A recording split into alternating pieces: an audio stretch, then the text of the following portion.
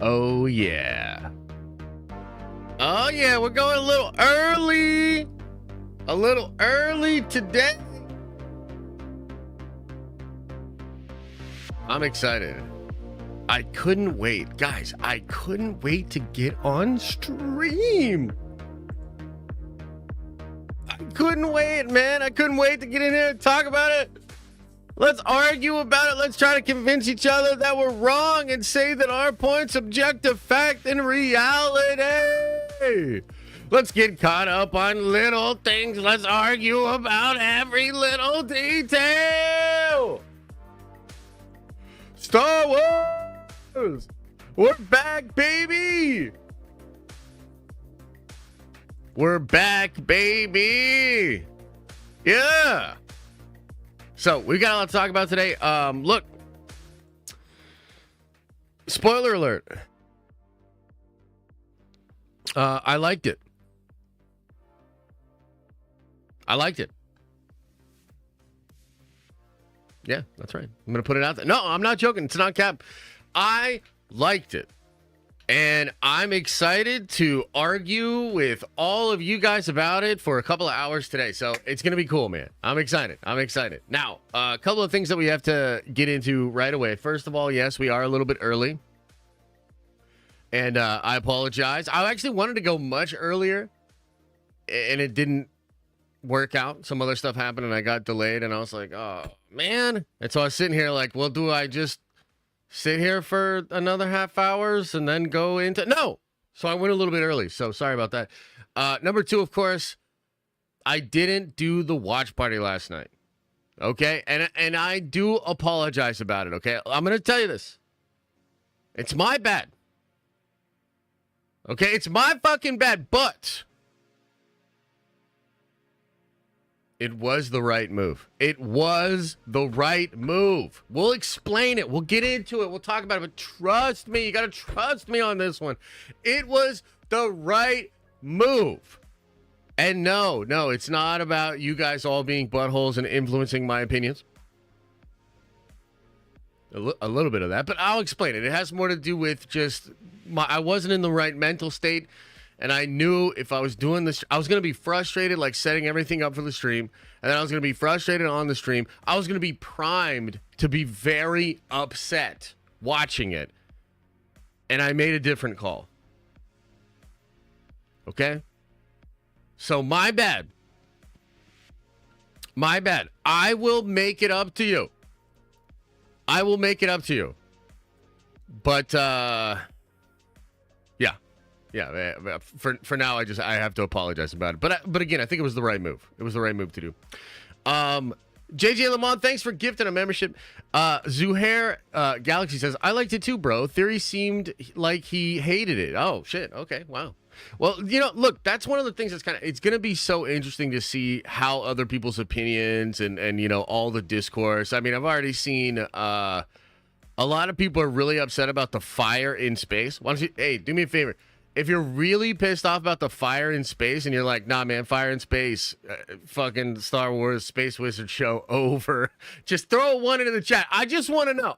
I am just trying to get a feel of where the fan base is at. It is okay if you can accept Star Wars Space Wizards, objects, and yet a fire in space, you call it that. It's okay. You are in a safe space. Like, it's okay if that triggered you. And you know what? Look, maybe. Like, I'm being a bit facetious. I think it's silly to be upset about that. But here's what I will say. In all objective reality, if that is something that really pisses a lot of people off, maybe just don't do it next time. You know what I mean? Like that.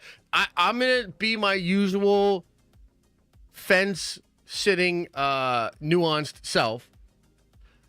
I also got to tell you how I really feel. I feel like that's a really silly thing to be upset about in the Space Wizard show, but it's okay if you're upset by it. It's fine. But yeah, no, in general, I am interested. I'm a little bit more interested in some other topics with regards to the show because like, here's what I'll say as well. I don't think the show's a masterpiece. And if I'm being honest, it was episode 1 was a little shaky for me. There were a couple of moments where I had some thoughts like, I don't care about this or these characters. There were a couple of moments that felt like kind of cringy and the dialogue was weird, right? But ultimately, the show, I think the best way I can explain it is it feels like Star Wars when, to me, it is the most important that it feel like Star Wars. So it lands in some emotional beats, and it lands in some ways that, like, I just have to give the show credit, because for me to come in, like, you guys have to understand, I was as primed as you can be to not like the show. Like, that's what it is. I was as primed as you can be as a Star Wars fan to not like the show. And I ended up enjoying it. I ended up, like, I walked away from episode 1 and was like, damn, that's really not bad. And also, there's a lot of stuff I kind of liked in there. You know, I'm like, yeah, and then let's give it another go. And then I really liked episode 2. So I'm excited to kind of talk about, like, my personal journey through the episodes, why I like it, because this is one of those other fascinating things about Star Wars. I think Star Wars, as much as, like, I feel like I can define it as a particular vibe, a particular thing, there are things that are Star Wars, there are things that are not Star Wars, like Andor.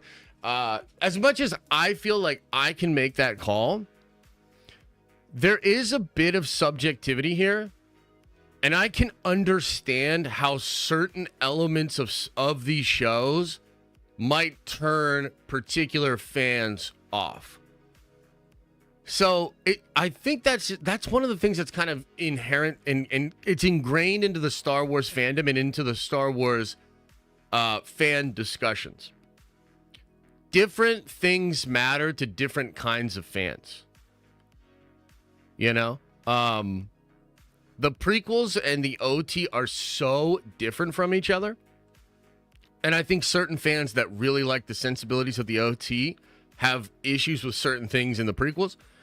I think people that like the prequels have certain issues with the sequels and other kinds of Star Wars. So, like, Star Wars means a lot to a lot of different people, right? And all I can say is my honest feelings, my honest takeaway from the show. A lot of the Star Wars things that matter to me personally as a fan, the show does well. Like, I can say that with complete authenticity. That's how I feel. If that wasn't how I feel, I would have probably hated the show, turned on the show pretty badly.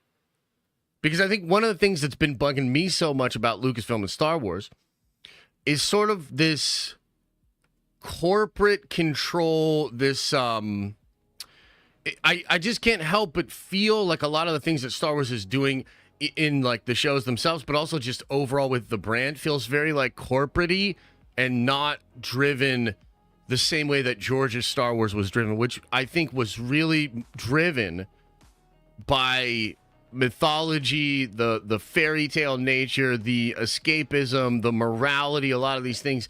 So, like, you know, not to go all the way there first, because I want to take a step back. I want to talk about some other things as well. But to me, Andor is a competently made show. It's well acted. It's well written. You know, there's a lot of goodness, like, that I think you can objectively look at, even if you don't like the show. I do not like Andor, but I can look at it and objectively recognize that the elements that make Andor up are competently made. To me, the sum does not become greater than its parts, and it doesn't get to what Star Wars needs to be. So I just outright reject it. Like, I completely reject it because it doesn't hit those things that are important to me as a Star Wars fan. And the Acolyte, even though the Acolyte is far from perfect, and I do think there's a lot that they could improve. I have questions about, You know, the production, the look of it. I think they put a weird filter over the whole thing, which we'll talk about as well. But despite all of that and a lot of its shortcomings, it succeeds in those very important Star Wars areas for me, which is honestly it's like the most important thing to me as a fan. That is the most important thing to me as a fan. So, I can't wait. I can't wait to argue. Like, I know if you don't like it, should we just go to the polls right away? Like, I'm so interested. I'm seeing a lot of activity in the chat. I'm not really reading anything. I'm ignoring all of you right now. But let's go to the poll. Is this a super... Do I have a... Am I in the minority here? Or does everybody love Acolyte? And also, where are the likes? Hey, listen. Chat. Even if you don't like Acolyte, you like this stream. Don't not like the stream because you don't like Acolyte, but I like Acolyte. Fuck you! Are you not entertained? Dude, we are going to have a super fun couple of hours here yelling at each other about space wizards and fires in space. You're about to have a good-ass fucking time. So shut your mouth and hit the goddamn like button. Also, don't shut your mouth all the way because we got a poll coming up. All right. Here we go. How did you feel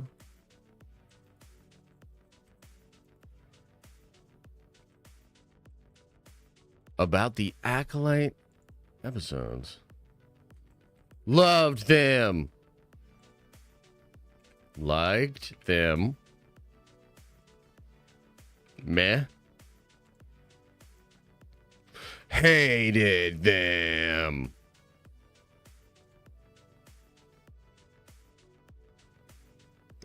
Oh man, I'm so excited. Okay, so anyway, we will be talking all about Acolyte.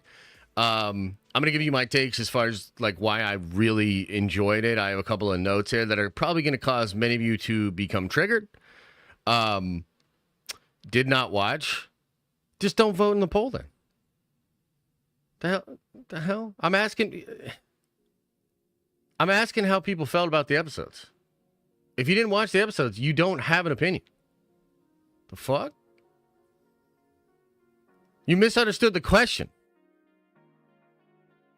The fuck? What did you think of this new type of chocolate? Where's the option for didn't eat it? Jesus. Can we stay on target? I mean, it's only been like 10 minutes. Holy shit. Okay. So, I want to talk about the Acolyte. I have some notes written down here that will absolutely trigger many of you. But we also got to talk about the Avengers, baby. Did you guys see the story that came out about the Avengers yesterday? Sean Levy's 60 plus characters. Y'all see that? Woo! I'm excited, dude. Yeah, man. Eternity Wars. Yeah, we can talk a little bit about Eternity Wars. Yeah, so we got to get into that. So we got a couple of things to get into today. And just as a reminder, everybody, we are driving for members. I know it was a terrible way to start the month, driving for members with a canceled stream yesterday. Ignore that. Love me anyway, and let's drive for some members. We're trying to get to 2,000. And if we get to 2,000, we'll add an extra day permanently to the stream schedule, which I won't cancel, I promise. And also, we'll do another $200 GameStop gift card. Look, either way, we're doing a $200 GameStop gift card to a lucky member. You can become a member here on YouTube. You can become a member on Twitch. And you can become a member on Twitch basically for free. Free 99 if you have Amazon Prime. So go check it out. And then let's see. Is there anything else that we wanted to talk about today? Acolyte, Avengers news. I feel like there was something else I wanted to say.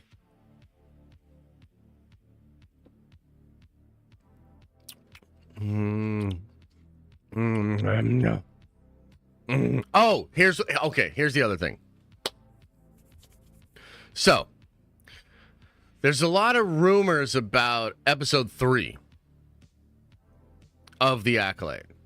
And there are a lot of people saying it's going to be more divisive than The Last Jedi. Which, didn't that already happen? Wasn't somebody already... There was another episode... Was it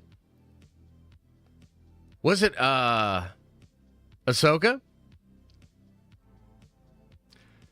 Giancarlo equal Bushmaster? I mean, he might be Bushmaster. I have no idea what they're doing over there. Yeah, I have no idea. No, somebody was saying, I think it was Ahsoka. Now, I know there was a rumor started by the toilet seat face guy that gets caught by 4chan all the time. That he had said they were going to make the Force literally female and no males would be able to use the Force anytime. So I remember that rumor was out there, but that obviously did not happen.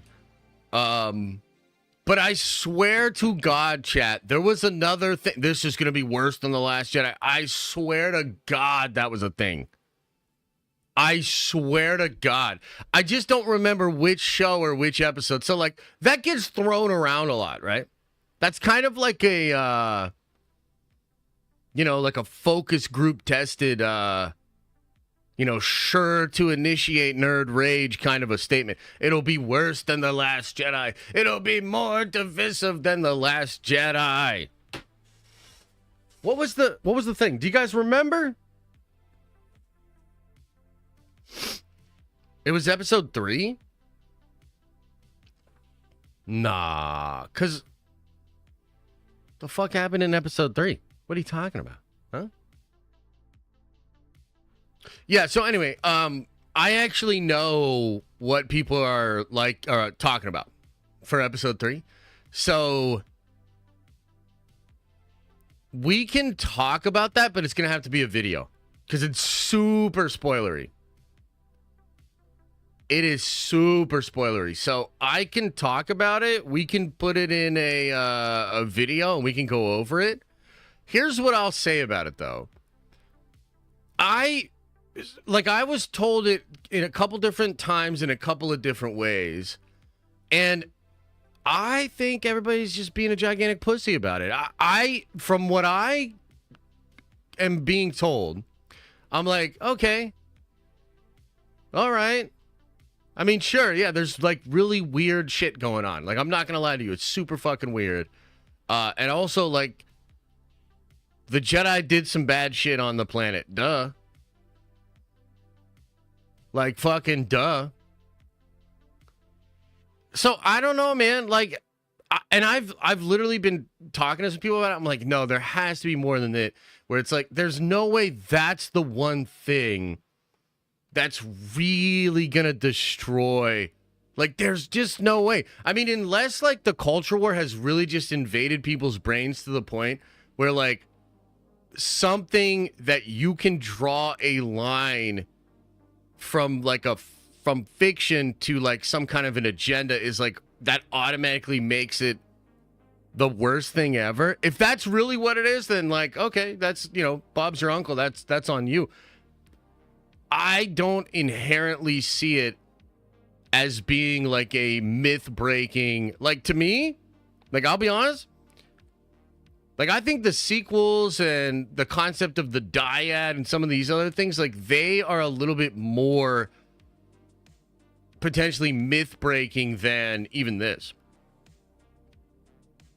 Like, that's what I think. Like, if you're just thinking of, like, the myth of Star Wars, something going on before Anakin that's mystical in nature and perhaps attached to people that are using the Force in a different way than the Jedi, like, that doesn't feel like it breaks the myth at all. Talzin existed. Palpatine was doing weird magical shit. Like, I don't personally see it. Now, having said that, I also haven't seen the episode. So I don't know. I could see the episode and be like, oh, they just ruined Star Wars. But I have not heard anything that like people are talking about that makes it like that. Just for me. Like, and like, by the way, dude, like, it's all good. Like, if you're the type of person that's just going to get mad about that and you're going to be like super pissed and you're going to not be able to like experience it in the story, like, it's like, dude, it's so weird. You know, I think there's a lot of Star Wars fans that are not viewing this stuff like just watching a show or watching a movie. They are literally viewing it and trying to find elements within that either don't work or that look like a self-insertion or that look like they are perhaps motivated by the political ideologies of the person that created the thing. Like, dude, I've tried to explain this many different times and in many different ways. Like, I have. And I know it's a nuanced point, and I know some of you guys just, like, don't get it. But it's like, I really don't fucking care about that shit. Like, I really don't fucking care about it. Because when I go into a show or when I go into a movie, I'm trying as much as I possibly can to, like, escape. Like, I'm trying to just let the show do its thing, let the movie do its thing, and just be taken on an adventure. If something happens in the show that takes me out of it, I'll absolutely call it on that particular thing. But this idea that we come in not willing to engage in a piece of content and sit back on the sidelines with our arms crossed and want to pick out all these little things and be like, if that's how you enjoy content, all good. Like, seriously, that's a valid way to enjoy content. It's just not how I enjoy content. Like, that ain't me. Like, I do not care, dude. I just go in and try to watch it and try to have an experience and feel it out for what it is. Like, you know, there's a lot being made of, like, the cast and crew saying that this is maybe the gayest Star Wars show ever, right? And I mean, like, look, like, honestly, like, that doesn't really do much for me. I'm not like, oh, yay, the gayest Star Wars ever. Like, that doesn't really do much for me, right? It doesn't, like, get me excited. It potentially irritates me, but only because it feels like you're feeding into the culture war. It's not because I actually have a problem with the show being gay or anything like that. I'm going to tell you something right now. A lot of y'all are not going to want to hear this. A lot of y'all are going to get super triggered by it, and I don't give a shit. X-Men 97 is one of the best things that Marvel has ever created. It's also maybe one of the gayest. Like, it just is. Like, you know, and if you can't, like, nuance, if you can't, like, slice that, I just don't give a fuck. Like, I don't give a fuck. Bro, you know what? I mean, look, I don't like do the months. I feel like it's patronizing and everything like that. But, I mean, if you're going to sit back and say that the gay community has not added to certain parts of culture, you're stupid. Look what they did with Halloween. It's incredible. I feel like we have gotten to a point in society where some people are so dug in to beliefs that I think were really just dripped to them, fed to them, formulated over time. Like, it's all just division and nonsense. It really does feel really, really silly to me. But, like, God bless you, man. If that's really how you view it, that's really how you see it, like, you know, that's fine. I just don't care. I'm way more interested in if the show feels like Star Wars. You know what I mean? So, to me, it absolutely does. But I'm also really excited to argue with you guys, too. So I'm all about it. I'm having a good time. I'm liking the show, and I'm also like really into arguing about it. To be honest, I didn't think I would be this excited to talk about the Acolyte because I thought I was going to fucking hate it, dude. Like, I legitimately thought I was going to hate the show. And I thought it was going to be goobly glob garbage. And I think, you know, Man, it's so weird. I'm seeing a lot of people online that are saying, like, I saw some stuff that, like, Robert Meyer Burnett, he's out there, like, getting flamed and you know, beefing on Twitter, right? Because he, like me, thought it was a bit ridiculous that this dude is out there talking about Luke or Anakin blowing up the Death Star and stuff like that, right? Like, I do think that's silly. And I do think somebody should have just corrected him and moved on. But I don't think it's, like, indicative of everything going wrong with... It's just, like, another fuck-up. You know what I mean? And I don't know, dude. It's just... Point being, I saw him basically say that he felt like the people that are getting hired to make Star Wars right now don't actually want to make Star Wars. Do you guys think that? And after having watched the show, do you still think that? Yeah. I don't know. Like, I walked away last night from Acolyte feeling like Leslie gets, at the very least, she gets the vibe. Like, I legitimately feel like she wants to make a Star Wars show. And I think, like, look, is there going to be some self-insert stuff? Like, sure. And I think the thing that's going to happen in episode 3 is very likely a sort of self-inserted idea and a desire of Leslie to create this scenario and this thing within the myth of Star Wars. And again, I have to see it. I have to, like, see how it's going to hit me in the show. But I really, like, don't care, dude. Like, you can self-insert and it can be really good and effective. You can self-insert and it can be bullshit. You know what I mean? And, like, to me, dude, I can clearly see a lot of love for Star Wars. And not just love for Star Wars, but, like, an understanding of what it is. So, I don't know, man. Like, I know there's a lot of noise, and look, here's the other thing, and I know it's going to be so, like, some of you guys probably feel like I'm flipping or I'm on a 180, but that's just because you don't really understand the core of some of the things that I don't like.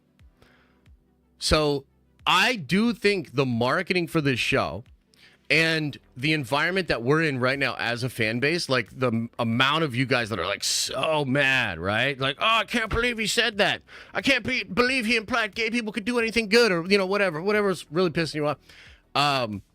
A lot of that division and the fact that it has been festering within this fan base for years and years and years, that's not your fault. That's not my fault. That's Lucasfilm's fault.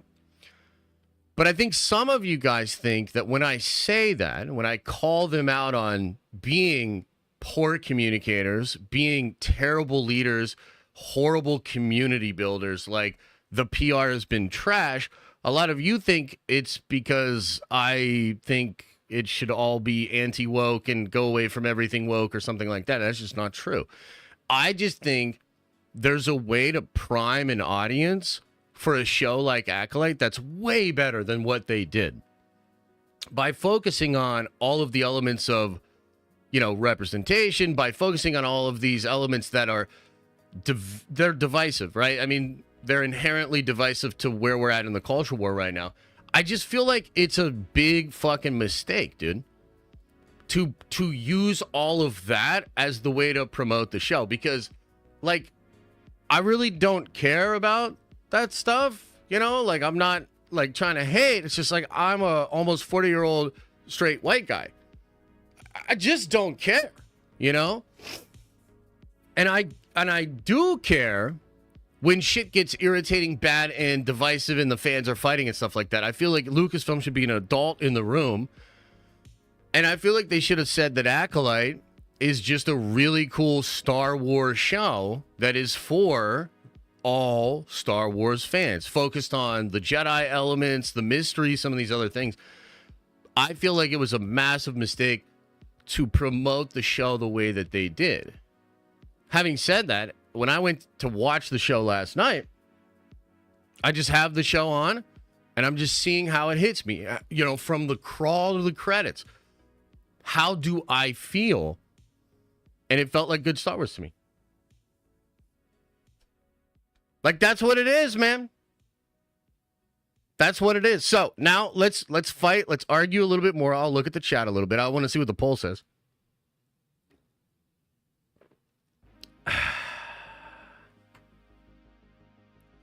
I'll look at the chat. We'll argue about it, but then I want to go over my points because I actually think the show's really good. And I think if you're open to it, I could try to explain to you why a guy like me happens to like Acolyte and happens to think that Acolyte, in just 2 episodes, is more bold and competent than almost anything Star Wars we've gotten under Disney. That's not cap. That's how I feel. I feel like it is more bold and competent than almost anything we've gotten under Disney, which arguably is kind of a low bar. It is kind of a low bar. Dude, you should see the amount of people. Dude, the amount of you that are so mad that you're sending me clips on Twitter of like libs of TikTok. Oh, Jesus. Libs of TikTok. That's where I go for my Star Wars updates, is libs of TikTok. You know what I mean? And updates from Reddit, the Reddit leak. Dude, some of you guys are so mad. You guys are so fucking mad, dude. Send me some Fox News shit. They will obviously explain to me why I shouldn't like Acolyte. 100%. You got me. You got me, fam. Okay. Let's see. What do you guys want to Let's look at the poll.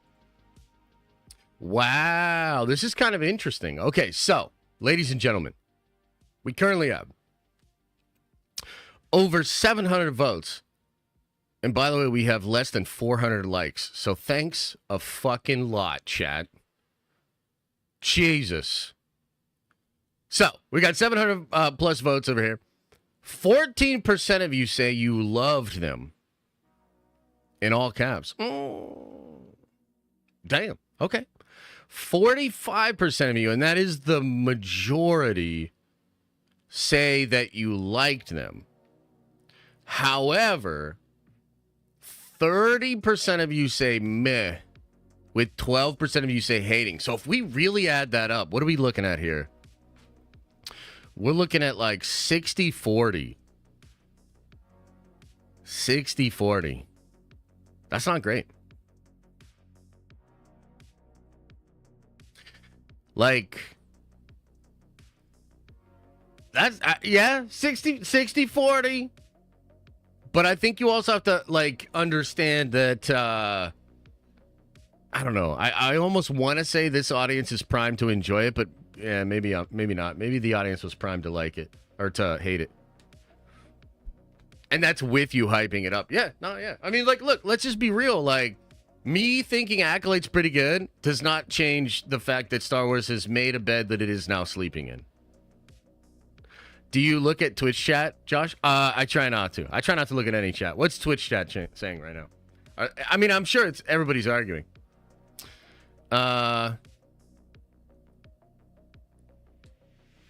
Yeah. Okay. Anyway, let's argue about it. What do you guys not like about the show? Why did you not like it? Let me know in the chat. What didn't you like about it? I'm more concerned with them changing the Force than any LGBT issues. Yeah, so what do you mean? Changing the Force. What do you mean? How does this leak change the Force? The fire burning in space. Okay. Yeah, I gotta be honest. I didn't really notice it. Didn't really think about it. I was more thinking about the characters in that moment.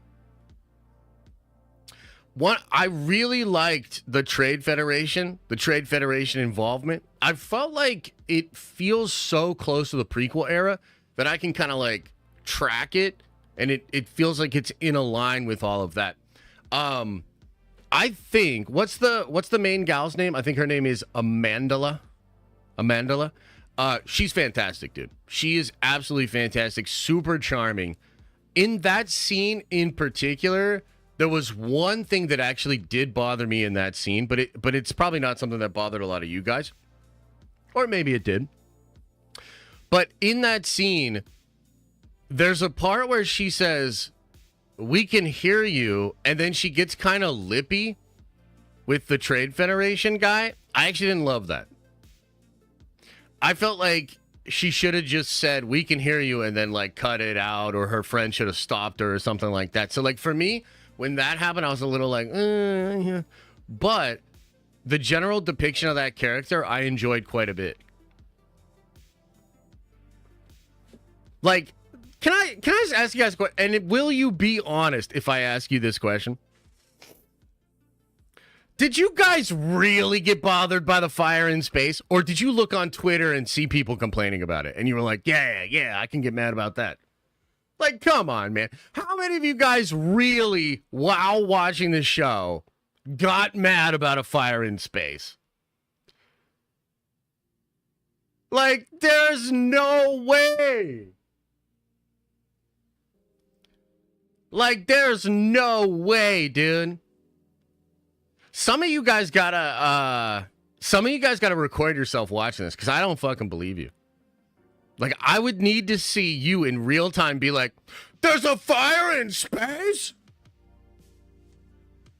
No fucking way. Let me ask you this. Did Theory get mad about it right away?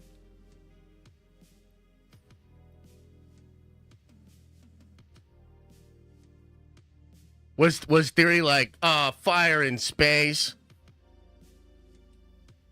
Bullshit. No, he did not. No fucking way, dude. In his breakdown, sure. I'm talking about in the watch party. No, he defended it. What? He defended it.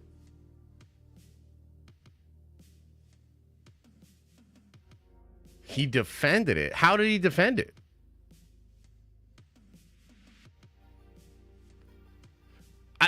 Dude, like, God, I just really don't care.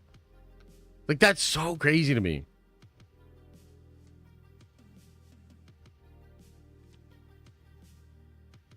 I feel like some of you, like, look. We're joking, right? We're laughing. We're having a good time. But I swear to God, a lot of you were probably like, fire in space? And that Earth should be flat. I swear to God, the Earth is flat. Like, that's kind of the energy I'm feeling coming from some of you. For real.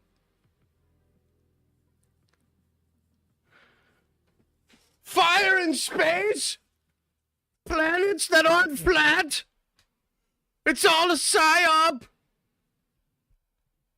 Holy shit, dude. I brought it up half joking. Well, you better half take it back.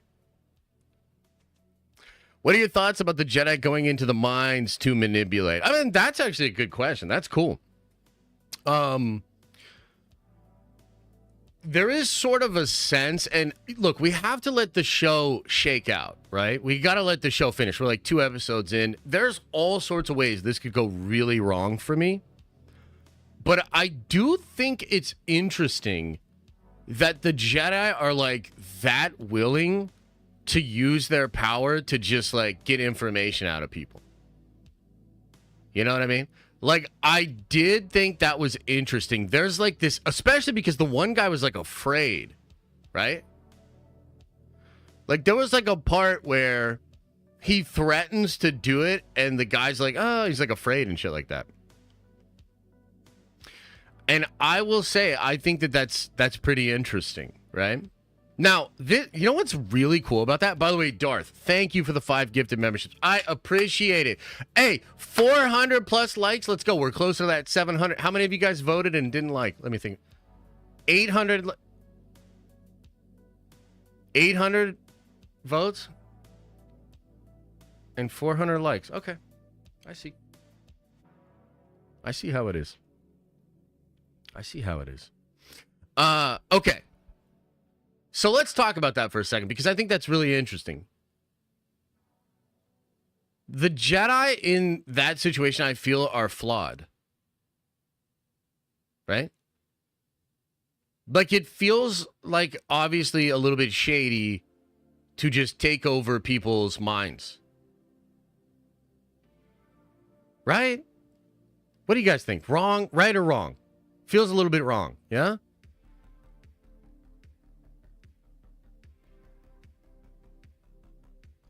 Yeah, it's kind of interesting. Let me ask you this. Did you ever have that feeling when Kenobi did it in New Hope?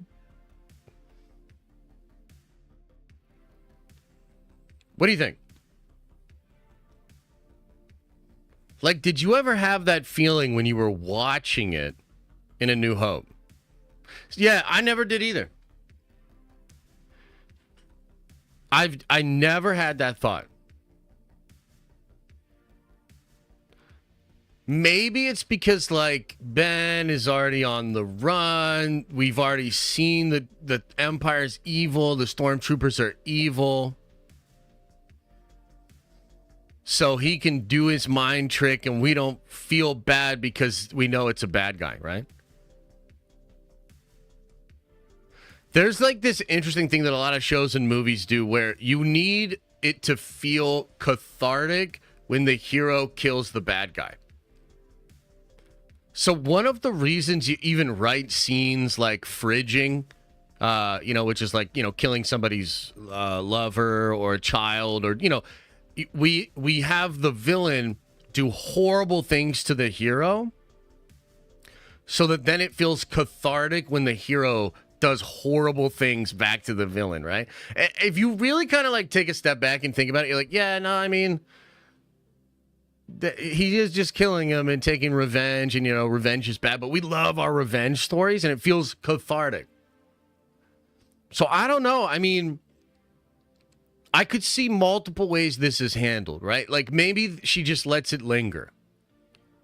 And it's like, okay, so I really don't like how the Jedi are moving right now.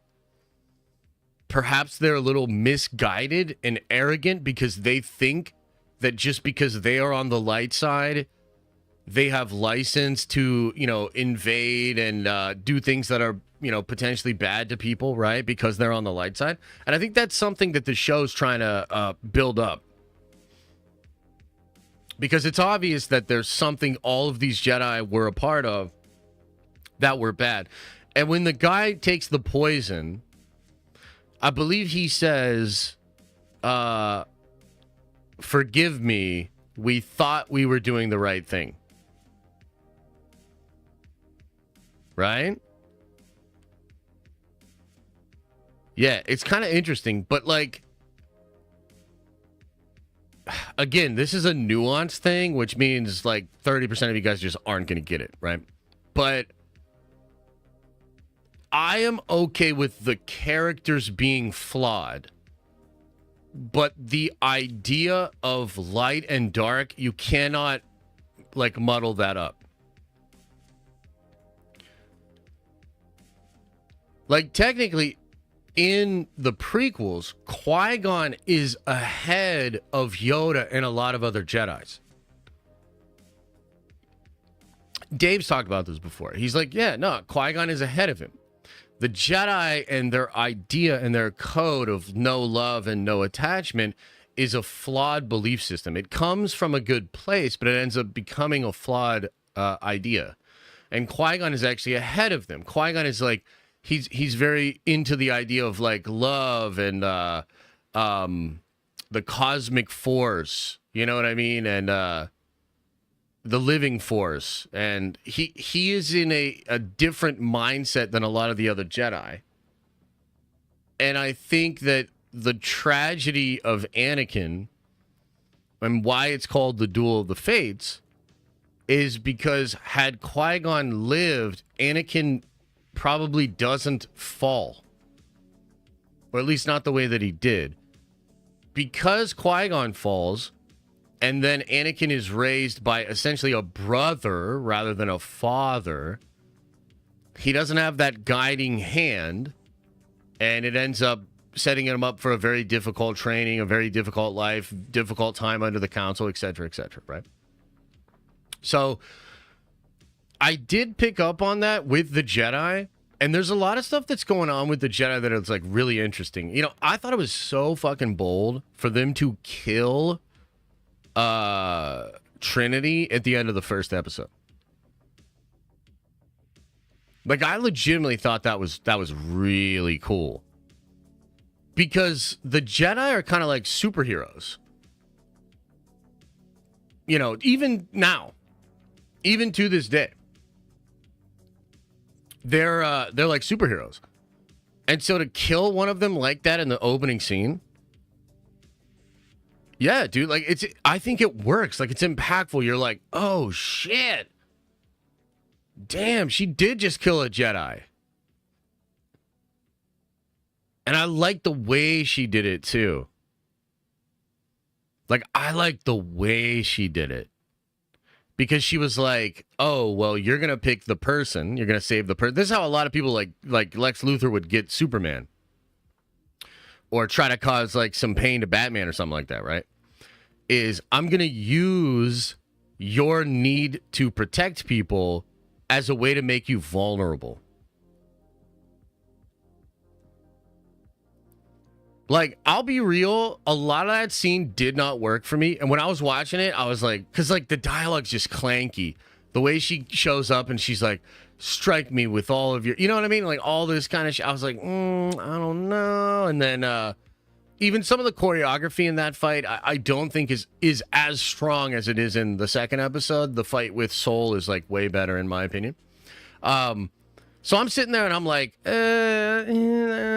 I just don't know, you know?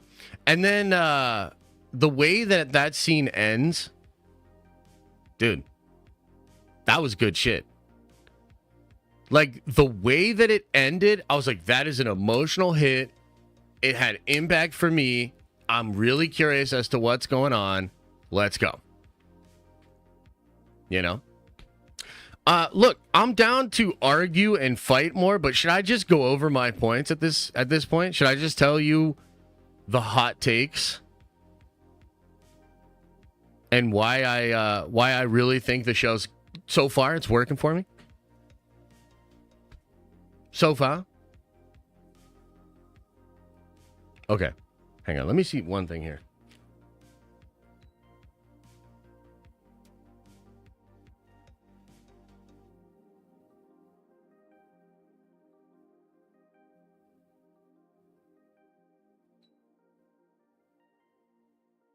I was like testing something out. So I got this new, air conditioning unit in here. But I got to tell you guys, like, it works, but it is not chilly in here, dude. And I really think it's because this room has no insulation, no ductworks. So I got this thing, like, blasting, and it's bearable. It helps. It helps to, like, make it bearable in here. But, like, hot damn, bro. I thought we'd be in here nice and breezy. And we are not. How many BTUs? I think like 12,000 or 100. Whatever sounds right. Yeah, we need insulation probably, huh? Yeah, that sucks, dude. That sucks. Yeah. You're not Josh. Reveal thyself. No, it's me. It's me. By the way, we're up to almost 1,000 votes, and they're holding pretty much at the same number. They're holding up pretty much at the same number here. So that's kind of wild. Like, I don't know. We're gonna have to see. I mean, I felt like a lot of people were watching the show, but a lot of people usually pop for the intros for the first couple episodes of a show, right? And then there's usually a big fall off almost no matter what. We'll see how it shakes out for the Acolyte, but it was trending today. It was trending, and I do think a lot of people liked it. Are people going to keep watching it? That's the question. Like, are people going to keep watching it? I don't know. Interesting. Very, very interesting. I'm really interested to see how this is all going to go. Okay. Let me give you some hot takes here. Let me explain why I ended up liking it, okay? So I'll start off with maybe the hottest take, and just let me know on a scale from 1 to 10, chat, how much is this take triggering you personally? I think this show has a boldness to it that would have saved the sequels. Especially after I got done watching both episodes, I kind of sat back and I was like, look, there's obviously some stuff going on here. Stuff that they're trying to do and accomplish from like a, behind the scenes sort of perspective with, representation and all these sort of things, which, by the way, Hollywood has always tried to do to varying degrees. And I think they tried this with the sequels, right? You have Rey, first female main character, and they're like, that was a big thing. You've got Finn. So they're obviously trying in the sequels to, do diversity, to do new modern Star Wars with modern sensibilities. Ultimately, the sequel trilogy fails because it's really unoriginal. It's not bold. It does some crazy shit in The Last Jedi, which, to be fair, is Ryan being bold. But then they pull it all back, turn it all around, and play it super safe in the last one. So it's like this really weird, radical middle chapter wedged between the two most like Manila, safest, boring as fuck versions of Star Wars that we have ever had. I legitimately think that there's boldness in this show that I really respect and that I would have liked to see in the sequel trilogy. So you've got this character and she kills a Jedi within the first 10 minutes. And that is bold, dude. Like, that is a bold concept. That is an interesting thing to do. It is wild to do. There is a character that had a twin sister that died in some kind of a fire and a situation on a planet. And there's Jedi that have this dark secret they're carrying, something that went bad on this particular planet, and it hovers over top of the whole show. And again, I think that's bold. Like, it's bold enough that it's ruffling some feathers. People are getting upset about it. People don't like it. And I just got to say, for me personally, I've been really curious, like, how can you move Star Wars past the Skywalkers and the nostalgia and do something truly fresh and original? And, like, I think the sequels kind of messed up because they decided to kind of try to do both. Like, they didn't get so radical and fresh that it was like a whole new thing, but they obviously don't just make it the adventures of older Luke and older Leia and Han, right? It's like this really weird in between. And of course, like, the first one's basically a remake of A New Hope. And at the time, Force Awakens kind of worked. But you could argue it set them up for a bad time for like years and years because they made it so much of a nostalgia thing, so much of a connection to what had come before.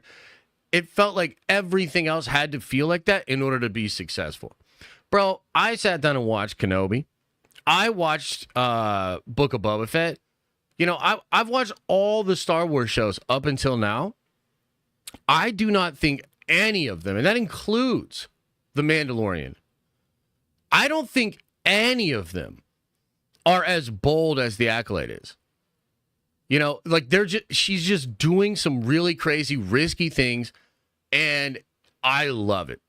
I not only do I really, really like it, but I also respect the boldness. I think a lot of Star Wars, when people come into Star Wars, they're kind of afraid to rock the boat. They're afraid to do anything too radical. And nobody has really figured out how to take that mythology, those feelings in that story, and translate it into like something new. You know, like Andor tries, but it's so far away from so many elements of Star Wars that it's super unfamiliar to most.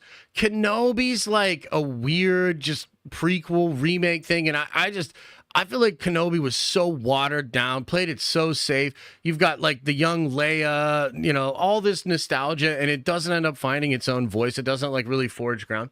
Even Ahsoka, you know, it still feels like it's branch. And it's just a branch off of other Star Wars, other branches all the way in through. And I like the Ahsoka show. Don't get me wrong. Like, I like the Ahsoka show. Felt like it ended in a weird way, but I like it generally. But I don't know if I would describe it as super bold. I mean, it's bold in what it does with Anakin. And then it kind of plays it safe, flounders a bit. She gets the Force, pushes him up on a thing. He gets out and they're trapped, right? So, like, it ends up back to formula. A little bit. It's kind of the vibe. And I got to tell you, I really did feel like the Acolyte was bold. It was bold in a way that we haven't really seen with Star Wars, okay? The second thing, which really balances the bold out, because you can be bold, you can be original, you can do crazy new things, and it can feel so, like, not like Star Wars. I think that's the risk. And I got to tell you, man, I felt like in the little moments, this show absolutely nailed the Star Wars feeling, okay? So it's not a constant. There are parts of the episodes that waver for me, even parts within the intro scene. When the assassin shows up, it was kind of like she shows up, she gives the gold, she goes into the bar, and I'm kind of like okay with it. And then like she goes up to the table, starts talking to all the people, including the Jedi, and it begins to like not work, and I'm like, what the fuck? Like, it just doesn't feel like maybe Star Wars dialogue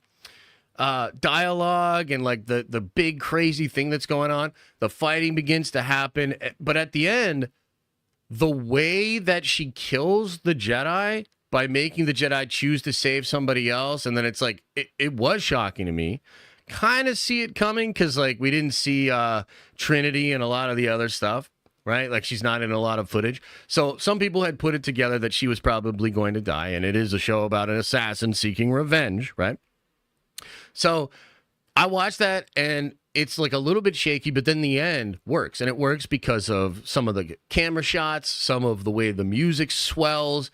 It had an emotional anchoring feeling that felt like Star Wars. There's a lot of little moments throughout the show that feel like Star Wars to me. I already said this before, but I think Amandla is fantastic. I think she's very charismatic.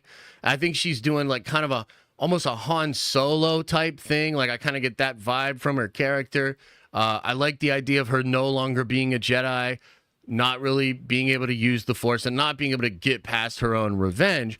But what I like almost as much, maybe even more, is in like little moments in some of the cuts around the scene.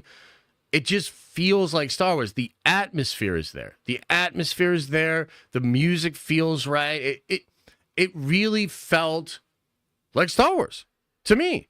So some of the emotional beats, some of the way the music swells, or you have these little pieces come in, it feels so familiar and nostalgic, yet it's all new characters. These are not characters I've seen before. I don't have an attachment to these characters. And there are times when that doesn't work for me. Early on in episode 1, there were legitimately parts where I'm thinking to myself, like, I'm just not really attached to any of these characters. Man, I don't know. Like, can this work? Because these aren't Skywalkers. These aren't people I know, et cetera, et cetera. And we end up getting there. I end up liking that crew. That one dude, what's his name? York? Bro. This dude doesn't know shit about Star Wars. But I thought he was great in the show. Like a really cool character, kind of fun, kind of interesting. I really liked how he followed Ochi or Ocha. What's her name? I really liked how he followed her, and he ends up coming out in that one scene and basically like proving her innocence. I was like, damn, dude, that's really cool. Yeah. He doesn't know shit about Star Wars. You know, maybe should get a little educated. But I thought he was a good character. I enjoyed his character in the show, and I liked the dynamic of this master that, I mean, Soul to me feels very Qui-Gon. I don't know if you guys feel the same way. I feel like he's very Qui-Gon. He understands the light and dark. He understands the Jedi. He understands all of these things, but he's kind of going to bend the rules. He's going to go his own way. And I thought that was really cool. His dynamic's interesting with the new up-and-coming guy that has history with her, with the young Padawan that's X-23, and her having all these curiosities, which I think a lot of the curiosities just have to do with the weirdness of her master. Her master's a little bit different than a lot of other Jedi, right? So I enjoyed that. I enjoyed all of those dynamics. I think the technology that's used, the sets, the ships, the costumes, a lot of it feels cool era. So like it works for me. Like I really enjoyed the feeling of being within the Star Wars universe, and I felt like details mattered, and I felt like they executed a lot of stuff like in a very, very good way. So I felt like the show is certainly not perfect. It is worlds better than I thought it was going to be. I think it's bold. I think the whole idea of Jedi that recruited somebody, and there's a dark story to that, a mystery that is unfolding as we watch the show. Obviously something dark enough to cause major guilt and to cause the one assassin character to seek this revenge in such a bloody and destructive way. I find that to be a really interesting lensing. That's a cool story device or a way to drive the narrative. I thought it was cool. I also really like the twin sister thing. Like, I think it's working. And like, dude, to me, there's little philosophical things that the show is doing that like I can kind of see her like peeking around the corner and being like winking at me like, yes, this kind of stuff matters. There were some hermetic principles like as above, so below that were said between the sisters. I think there's some really like esoteric mythological things that are going to be coming from that village and where they are from. Even the idea of twins is more mythological, more like Star Wars to me than just having a singular person. Whether it's Grogu or Rey, I've always loved the idea of twins. When I write Star Wars fan fiction, I write twins. Because there's something in the idea of twins and light and dark and there's just like mythological things that really matter to me. I need to feel like you get that George Lucas took the work of Sam Keane and Joseph Campbell and all of these mythological stories, whether it's the Bhagavad Gita, the Book of Enoch, the Dead Sea Scrolls, all of these different things, these mythological stories that have been a part of human existence for thousands and thousands of years. I need to feel like you understand that that's where a lot of this mythology comes from, because that's what it is. So there's elements here that are important to me as a Star Wars fan that I feel like are being respected. There's a boldness, little moments that matter and feel like the vibe of Star Wars material. Like, it's way better than I thought it was going to be. So, I mean, those are some of my hot takes, bro. I'm telling you right now, I'm having more fun. This is not cap. I'm having more fun 2 episodes into The Acolyte than I was at this time in Kenobi, than I was at this time in Book of Boba Fett, than I was at this time in probably Mando Season 1. Mando Season 2 takes it for me a little bit. Like, Mando Season 2... that was peak for me. That was like really, really cool. But yeah, way better than Andor. I mean, what other Star Wars shows are there out there? It's, to me, and I know it's only 2 episodes, but this feels more interesting, more enjoyable than pretty much everything I've watched. Like, even Ahsoka doesn't really get going until like episode 3 and 4. And then 4 to 6, that's when Ahsoka pops off. You know? Because I feel like Dave has an old school sensibility. Where he's like, no, like, we're going to, slow burn, make him wait, and then we'll pop off. Like, that's what Ahsoka feels like. And Acolyte feels like it's made with a different sensibility. Like, the end of the first episode, you just get the Sith dude, and he's just like, psh, and you're just like, what the fuck? And then it just ends. I love that shit. I love that shit, dude. That is so episodic. And Star Wars was always episodic. It was based off serialized Buck Rogers. You do interesting end caps that get people thinking and excited about the next one. And then, didn't they do one in the second episode? I'm blanking on what the end of the second episode was, but wasn't it also something that's just like kind of crazy and random? What was the one at the end of the second? Ah, yes, the Wookiee. Yeah. Setting up the Wookiee Jedi and going over to the planet where this Wookiee Jedi is. Like, dude, I can't blame people for having been cynical about the show. I can't blame people for being cynical about the episodes. I actually think a lot of that has to do with the way they promoted this show. A lot of that has to do with the way that Kathy and the people at Lucasfilm have handled the Star Wars IP for the past 4 or 5 years. It's been abysmal. It has primed a lot of the audience to view this content in a very negative way and to almost not want it to succeed, right? Like, I really believe that. And I think a lot of that is on Lucasfilm. They created this environment, which it's still yet to be determined if Acolyte can even succeed in this environment. You know what I mean? I don't know. I could be completely in the minority here, and I could be really enjoying the show, and yet it's not going to do big numbers. It's not going to get a lot of coverage from other bigger, YouTube channels, and it's maybe not going to break into Nielsen. It could be considered underperforming. It could absolutely underperform. But all I can do is tell you guys that I felt like I was sitting right along there with you guys, being very trepidatious, being very worried, being very concerned. I mean, I canceled the watch party yesterday because I was so convinced that I was going to hate this show and be triggered, and I didn't want to get super toxic on stream.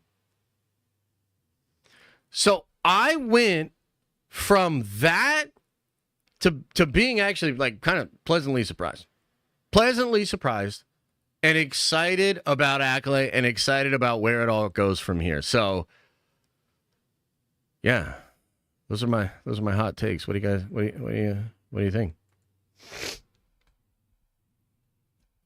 What do you guys think? Do some of you guys disagree with my incredibly good takes here?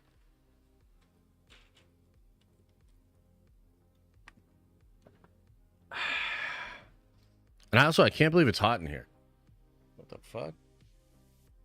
I spent all this money and all this time, and it's still just hot in here? The fuck?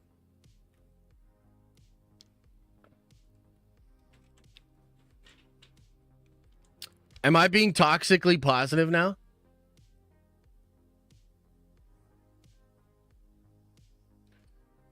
Am I the toxic positive one? Have I watched all of Clone Wars? Yeah. Yeah, I watched all of Clone Wars. I like Clone Wars. Clone Wars is tight.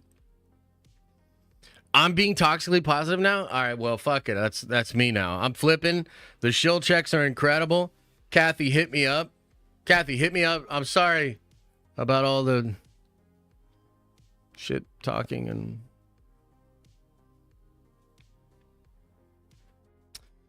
Yes, you are. Disney shill Josh. Yeah, dude, I'm all back. I'm back on the shill train. I'm back, baby.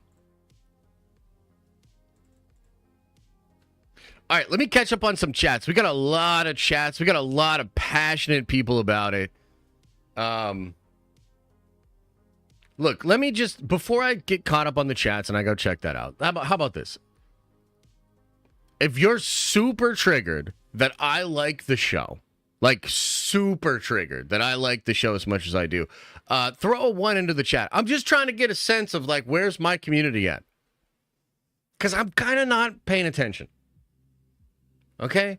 And you know, I probably said some wild stuff. You know what I mean? Like the gay community and Halloween. Does that even make sense? Probably not. But there's a bigger point that I'm trying to make. So there's a couple ones. There's a couple ones. Dude, the show sucks. Period. I don't think so, man. Like, I really don't think the show sucks. You know, like, it was funny because I was trying to, like, come up with a joke, right? I was sitting in bed last night and I was thinking about this, where I was like, dude, it's about damn time that we had a Wyman show run a show for Star Wars, and maybe that's why all the other shows sucked so badly, is because the men don't know what they're doing when they direct and write and everything. And then, like, you think about it and you're like, well, Kenobi and Bryce Dallas Howard and, you know, Deborah Chow and all these different things. So it's obviously not that. Throw a 5 in his bank account if you're super triggered. No, I need a 10. Be real. I'm going to need a 10 on that, but please do. I feel like a lot of the people that don't like this also wouldn't have liked the prequels if they saw them as adults. Yeah, that's interesting. That is an interesting point. Yeah, I don't know. I mean, I guess I just exist in a place where, like, I could see some self-insert. I can see her desires, like, as just being, like, a politically progressive person and, like, caring about stuff. Like, she just cares about certain things that a lot of us either don't care about or don't care a lot about. You know what I mean? And, like, I can see that. And yet, if it works, bro. Like, I've talked to you guys about this before, man. Like, here we go. We're going all the way back down the whole fucking rabbit hole again. But I've talked about Jessica Jones. I think Jessica Jones is an incredible example. I think Jessica Jones is maybe one of the most woke shows I've ever seen. By the way, it has Trinity in it, too. And Trinity is a lesbian lawyer who's cold as fucking ice. And she is awesome in that show. And when I watch Jessica Jones, there's a part of me that's like, sure, yeah, I could pick out all the little, you know, things they did. And there's obviously a lot of progressive leaning in the writing and the things that they want to show. But, like, that doesn't equal quality or lack thereof. Like, that is not what makes the show good or bad. Jessica Jones is fantastic. Like, Jessica Jones is so good. Intriguing main, one of the best villains I've ever seen. Supporting cast that's phenomenal. Like, Jessica Jones is brilliant. And it kind of feels like some people would watch Jessica Jones now and just say, oh, it's not good because women.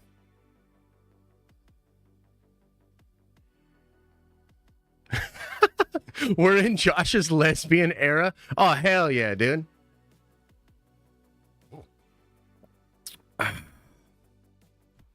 I'm in my lesbian era now.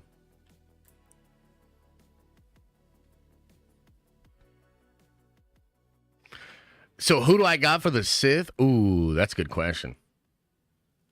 Who do I have for the Sith?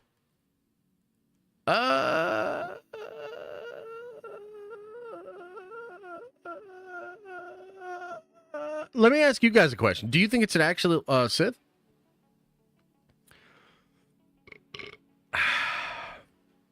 Do you think it's an actual Sith? Topless Yord? Yeah, I gotta say, that topless scene didn't make any sense to me. Does anybody else know what's going on with that scene? Like, I watched that scene, and I was like, what the fuck? Like, what? Did I miss something? Was there some coded gayness there that I missed?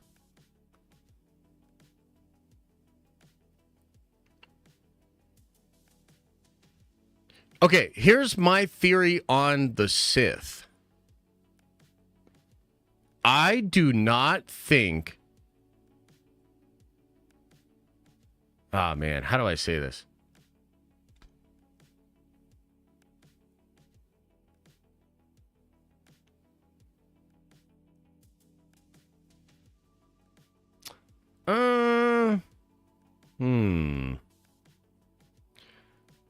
I think it's a little bit of a misdirection. Like, I don't think that's Plagueis. I don't think it's Palpatine. I don't think it's Tenebris. I don't think it's anything like that. Part of me thinks it's not even a real person.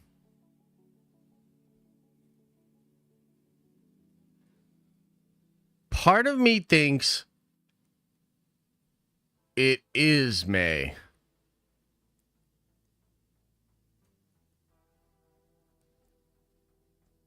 Yeah. Look, I could be way off with this, okay? Maybe it's a person, maybe it's a Sith, and, you know, she's actually being trained.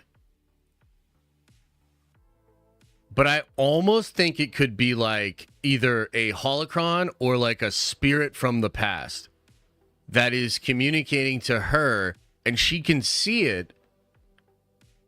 But maybe when other people see it or him, it's actually just her.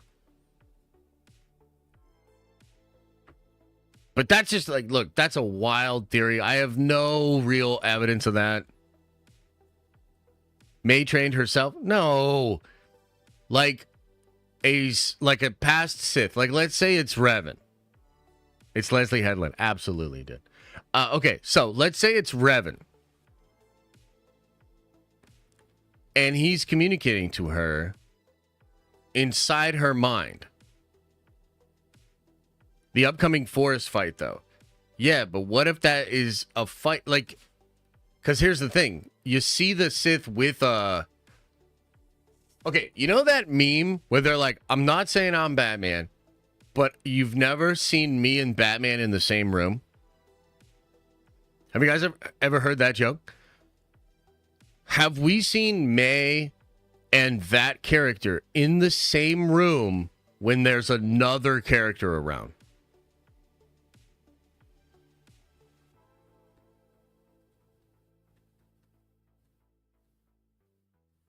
It's Lizzo, 100%. Well, we saw them separate on the island, but it's just the two of them.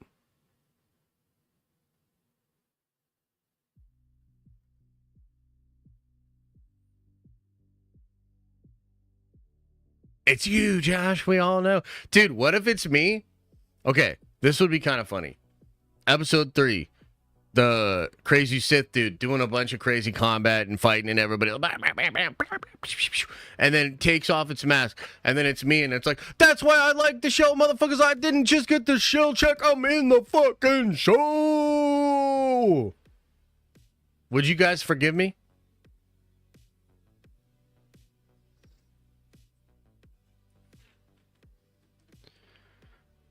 If that's really why I like the show, and like, would you...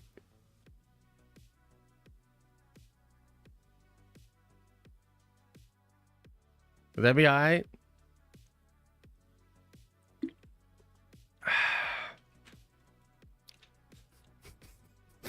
Okay. Let's catch up on some chats, man.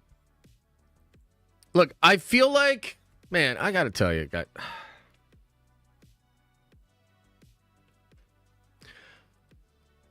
I'm going to say this again, and it's like pissing in the wind. It's like I say this, and I don't even know why. Why doth I protest so much? You know? But I just feel compelled. I feel like I have to say it again. I don't even like talking about the divisive shit. and like culture war stuff or like, agendas and all this sort of, I just don't like it. I don't like talking about it because I feel like nobody's really honest when they talk about it. And it's like, I feel that every time I do it, it just lands on either deaf ears or ears that are already angry. Okay? So, I'll just say it again for the millionth time. I don't like talking about this shit. I would much rather, here's the thing. Let me try to explain it to you this way.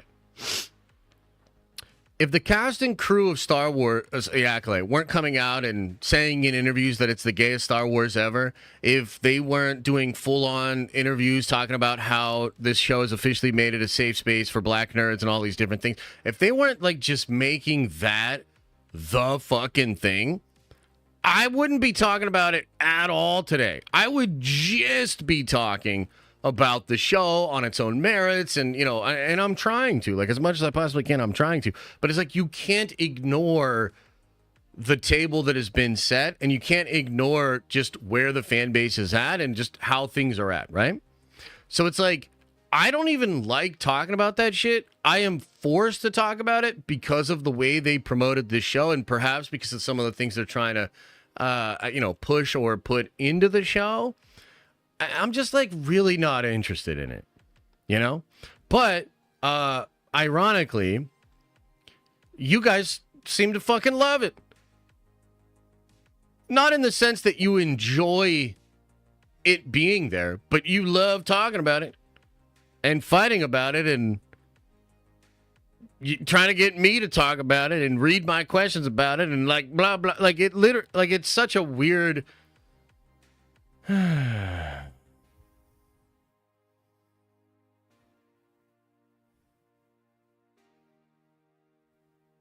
So, once more into the breach. Okay, so this, here's a perfect example. Double A says, I cannot, with all caps, appreciate that, support this show. The writer herself thinks that R2-D2 is a lesbian and C-3PO is gay. Lucasfilm supports the statement of this idea. Okay, perfect example. So Double A over here cannot, in all caps, support the show. Because Leslie Headland thinks R2-D2 is a lesbian and C-3PO is gay.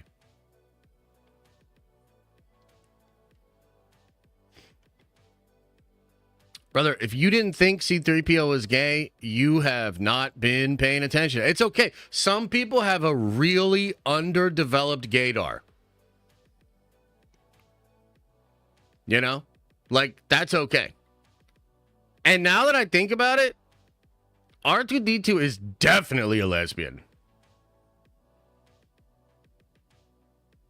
100%. Okay, now let's get into the questions. Let's try to have some fun.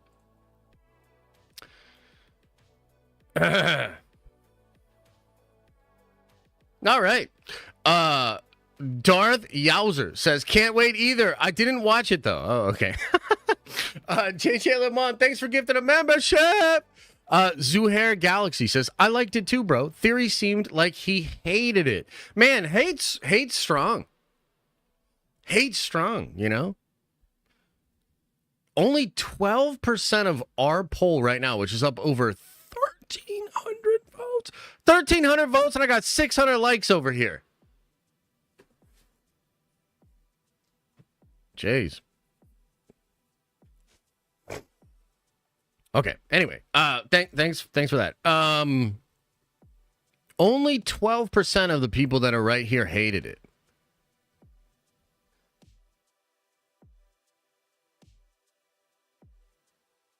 I think I can get down with the meh. The 31% of you that think it's meh, I could see that. I mean, if you're not really going for the characters or if you're not really going for the stuff, I'll tell you this, after I watched the show, I was thinking about the stuff that Paul said, right? Paul from Heavy Spoilers. And And he did like a hater shill thing. I thought it was pretty clever. You know, I've thought about doing that sometimes, where I just go full on toxic hate and then full on shill. You know what I mean? But one of the things he said was like, I just don't know about the murder mystery thing, and like I was kind of digesting that. And I think if like you're just really not that big of a Star Wars fan, I don't know that this show is really going to be for you. You know what I mean? Like,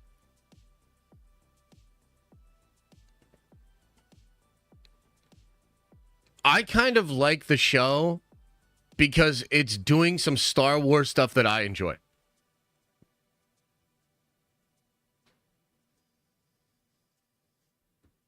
And I feel like if you were never really like, oh fuck yes, like the Star Wars feeling, if it never really did it for you, then maybe this one, I don't think this one's gonna be the one. I felt, maybe the show that had the best chance, I mean, you could say Andor, but I would even say Boba, right? Like, if they had just made Boba as a badass bounty hunter doing all kinds of galactic shit, I think that could have been the show for, like, Star Wars normies. Because you're like, oh, okay, Boba, and then it's like, dude, it's like John Wick, and it's like blasting motherfuckers and being, like, hard as nails. Everybody likes a cool Western with, like, a swag-tastic dude, gunslinger like that. That would have been cool. And instead, they did kind of make him into a lesbian, as Lou points out, right? So it's like, and not even like a hot, lesbian, So I don't know. For me, I think Acolyte is a show for Star Wars fans. I think a lot of Star Wars fans will enjoy the Star Wars stuff that the Acolyte does.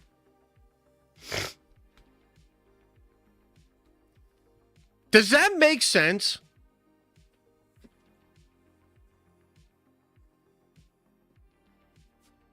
Does that make sense?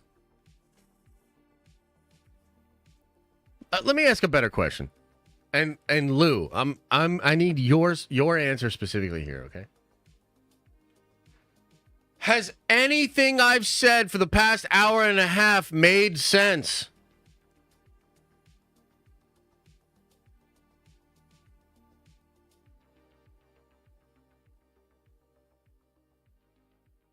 Has anything that I've said made sense? Oh, okay. Good. Mixed bag on that one. That's good. Okay. JJ Lamont says, I liked it too, brother. Nice shirt. Thank you. RG 2088. Welcome back to the Nerd Avengers. Hey, RG, you don't have to admit it. You don't got to say nothing. But did you cancel your membership when I canceled the stream? And then now that I like the show and I'm defending, did you put your membership back? I'm just curious. Like, you don't have to answer. I'm just curious. Coop, thanks for gifting 5 memberships, bro. Appreciate you, brother. Rossi says, hey, man, this is anarchy up in here. A cancellation and now a 10:30 show. I know, I'm all over the place. I'm all over the place today. Never Lose Your Nerd says, I'm enjoying the show. People actively tuning in to hate it and wanting it to fail makes no sense. I watch things to enjoy them. And I hope I like it. Same. No, I just had a payment issue. Okay. Yeah, no, it's all good. Hey, I'm just giving you a hard time. I appreciate the support, brother. You've been with us a long time. You got an infinity badge. So even if that was the case, it's all good, man. Yeah. But never lose your nerve. I think that's a good point, man. Look, in some ways, I can't necessarily even blame people because, again, I do blame Lucasfilm. Like, let's not get it twisted. I blame Lucasfilm for allowing the division in the fan base to persist and grow. And I think Lucasfilm did some really stupid things, especially early on, that caused the division and caused people to actively root against them. And the Star Wars brand, like me enjoying Acolyte doesn't change the fact that the entire Star Wars brand has been on somewhat of a decline, and it's kind of floundering, and it really does feel like they've lost some of the magic, and they've lost a lot of the support, right? That's all still true. I just happen to think Acolyte's kind of fun show. It's better than I thought it was going to be. There's things that it's accomplishing that I really appreciate as a fan. I'm going to sit back and root for it, man. I'm rooting for the show. Hey, guess what, chat? Hey, guess what? I am now rooting for the show.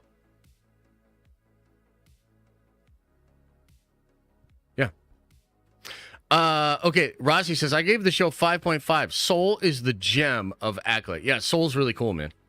I like that character. Zuhair says, the main thing for me is that it felt like Star Wars. 100%. I agree. Philip Hatch says, is Acolyte a show that you can't think about it too much? Can you think about the first 6 movies too much in the same way and still enjoy them? So, look, to me, I like, there's a couple of different ways to say it, right? Like mise en scène, verisimilitude, I believe is the way you say it. How do you say that one? It's like, is it verisimilitude? That's a word that was basically created by Richard Donner. I think it predates him, but he really popularized that word when he was creating the first Superman movie. Okay? And mise en scène is a French phrase, and it comes from their belief of film. And basically, like, what mise en scène is, or mise en scene, is it is like the feeling of the scene. It's the world of the movie.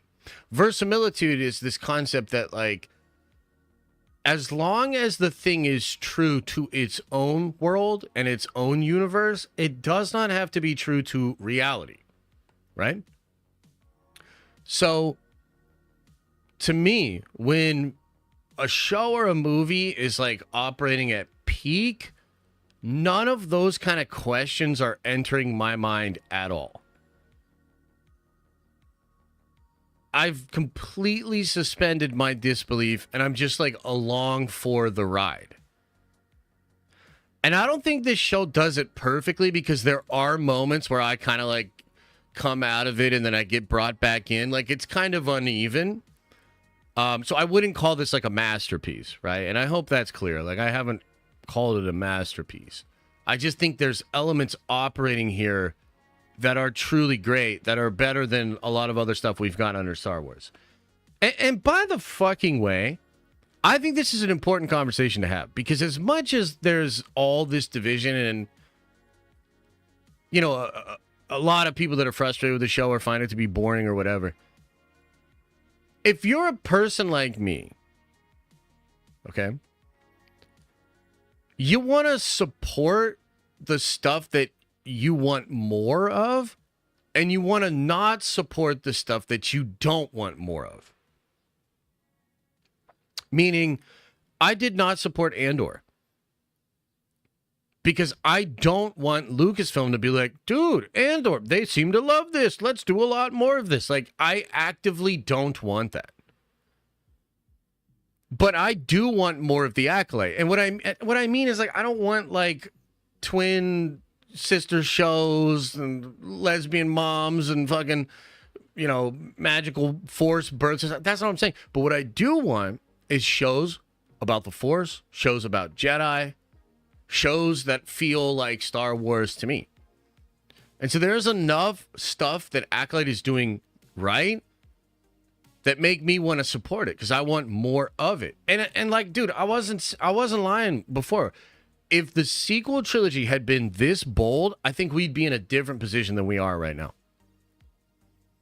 Like, this is a bold, new version of Star Wars that hits the notes needed to still feel nostalgic and feel like Star Wars. For me. That's just how it's operating for me. So, like, that's a part of why I want to support it.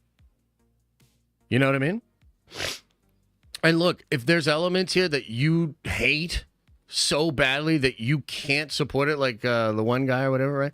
And you just don't want to support it because you don't want them to make more of it, that's fine too. Dude, you do you, I do me. Who knows what Lucasfilm will do, right? But I just feel like,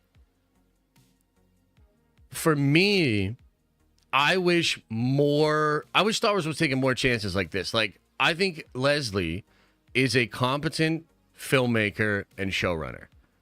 I think just in what I've seen with the writing in the first 2 episodes, she's a pretty good writer. The story's unfolding in an interesting way. So what I want is more people that like or love Star Wars. Sure, they have their own ideas. Sure, they have their own things that they want to say. But they like Star Wars. They're competent storytellers. They're competent filmmakers. I think we need more people like that. Like, I really think, dude, if this story had been the sequel trilogy, it would have been better received. Because the sequel trilogy is, like, so watered down that a lot of the same criticisms of, like, you know, DEI, corporate-controlled narratives and things that are input that don't have anything to do with the storytelling, they just stick out even more because there's no, like, actual story or mythology that's being honored or told.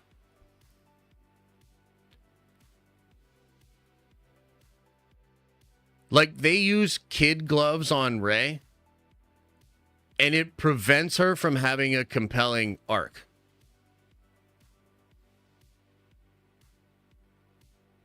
Like, does this make sense? Is any of this? Is any of this coming through? Okay. Philip. Okay. Yeah. That was all just from Philip's question. Okay. Obi-Wan can blow me. Says Yoda surely needs a mention. He would be involved. Yeah, you would imagine so, right? Hopefully they do mention him. That would be cool. MBG says, Josh, I hope you're doing good in streaming and personal life, brother. Do you think the guy named Manny Jacinto is playing could be a Sith? I don't know who that is. Who's Manny Jacinto? Is that the guy that was helping her with the poison? Yeah. Is that him?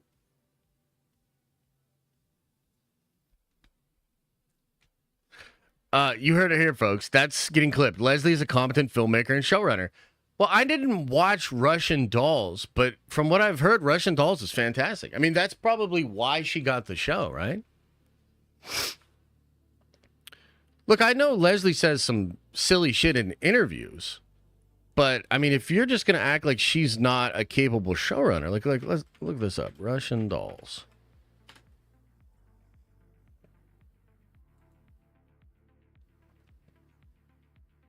Can we look it up on Rotten Tomatoes? I don't even know what that show's about.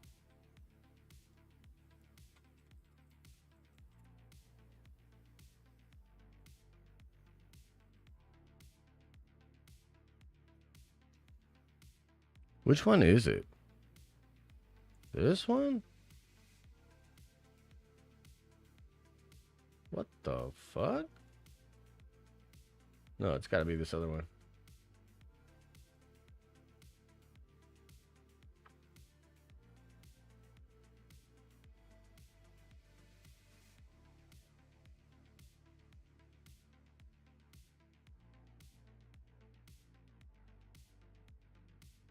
Yeah, okay, so Leslie Headland was one. Amy Poehler was on that too. That's interesting. Yeah, I've never watched it. It's got like a 97% on Rotten Tomatoes. And I know that only matters when it's a bad score for a movie that you don't like, but it does have a 97% on Rotten Tomatoes.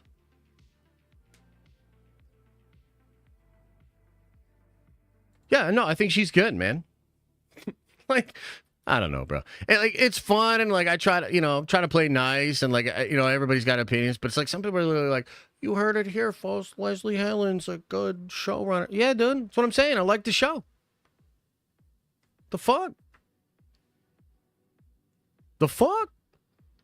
Okay, let's keep going here. Logan M says, theories chat calling this woke. Why is that? People like this ruin the discourse, in my opinion. No woke that I can see. This is literally just from a person of color. I mean, look, you could call it woke. I don't give a fuck. Like, it could be woke and it could be amazing. Like, dude, it's so frustrating to try to, like, continue because here we go again. Many of you are just really locked in to a way of seeing the world where either woke good or woke bad, and also you couldn't tell me what it means. You know? I think the show is pushing some progressive ideas. It's pushing representation. I mean, that's been obvious, right? To the point where it was kind of fucking annoying when they were talking about it. Because, like, sure, it's fine. I don't really care. When I say I don't care, I mean I don't care one way or the other. This show could literally be all white dudes. I'd literally be asking the same questions. Are the characters compelling? Does it feel like Star Wars? Is it hitting emotional beats? Is the story unfolding in an intriguing way? Like, I just don't care, man. But at the same time, it's like, dude, people want to call it woke. That's fine. I'm not going to sit here and tell you it's not. I just don't care. You know? And, like, I also think I'm just more interested if the show works. Like, does it work? Does it feel compelling? Does it feel interesting? Yeah, X-Men's woke. X-Men's super woke. Like, duh. Yeah, so I don't know, man. It's annoying, but it is what it is. Who's that Manny Jacinto guy, by the way? You guys never told me. The Boys is woke? Absolutely it is. John, welcome to the Nerd Avengers. Kyle says, heavy spoilers breakdown actually makes it better for me. 7 out of 10. Best I could do, and I think it's lower if it wasn't Star Wars. Okay, yeah, that's interesting. You know, one other thing I wanted to mention, too. I'm wondering if any of you guys picked up on this. He's the poison guy. So, are some of you saying that you think the poison guy is the Sith?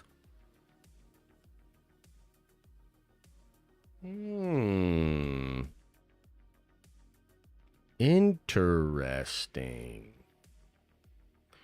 The poison guy is the Sith. Is there some evidence for this, or is this just like a fan theory?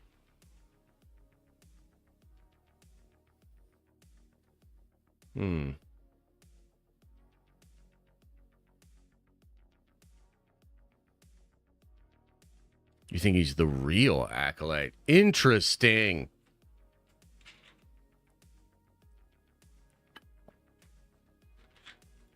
He does know a lot. That is a good point. He does recite the code. You guys might be onto something there. You know, one of the reasons I would kind of like that is because I like the idea of the Sith blending in. Because Jedi literally interviewed that guy, and didn't they, like, do a mind trick on him and stuff, too? That's kind of cool. Like, if he's so skilled that he can hide in plain sight. Oh, he was scared of it. He was scared of the mind thing. He didn't want to do the mind thing. Oh. Interesting. And he subdued May easily. Yeah, that's kind of fair. Yeah, that's kind of interesting. Interesting. Okay, that's cool. Okay, another question for you guys. Doesn't it seem like they just put a filter over this whole thing? I saw Eckhart's Ladder was talking about this. He was complaining about it. He didn't like the way the show looked. As somebody that was worried about the show, basically because every trailer just looked a little weird, I actually like the filter.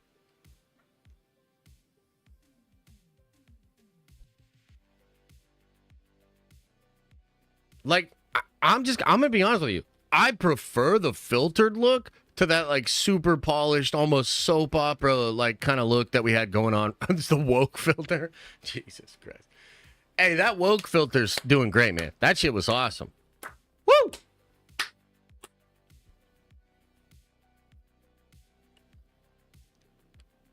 Yeah, it made it feel a little bit more like film. Like, it just helped the atmosphere of everything. Them shill checks be looking nice. Yeah, let me check that out. Couple more zeros. You know, I keep going here. I'm going to need a couple more zeros, Disney. Jesus Christ. You see how mad people are at me right now? Kathy, you see how mad people are? I'm literally just saying I like the show. You see what's happening?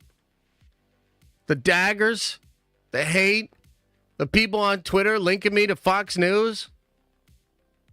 You better add a couple more zeros to that fucking shill check. Holy shit. It ain't worth it. I'm flipping again.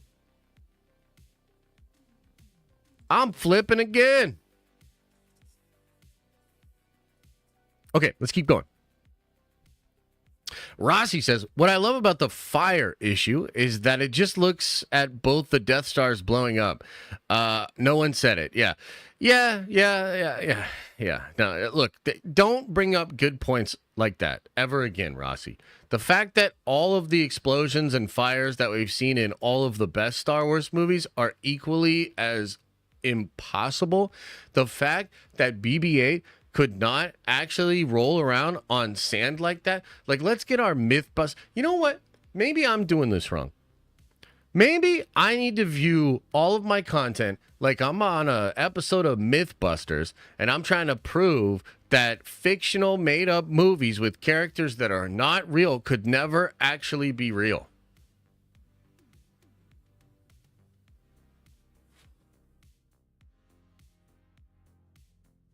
Dude, I'm flipping on this show, man. Fuck the Acolyte. The Acolyte's so dumb. It looks cheap. It's super woke. And that offends me.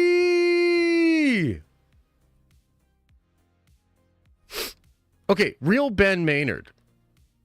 Dude, it's a good thing you put that in your name because I saw the fake Ben in chat. You did not like what he was saying.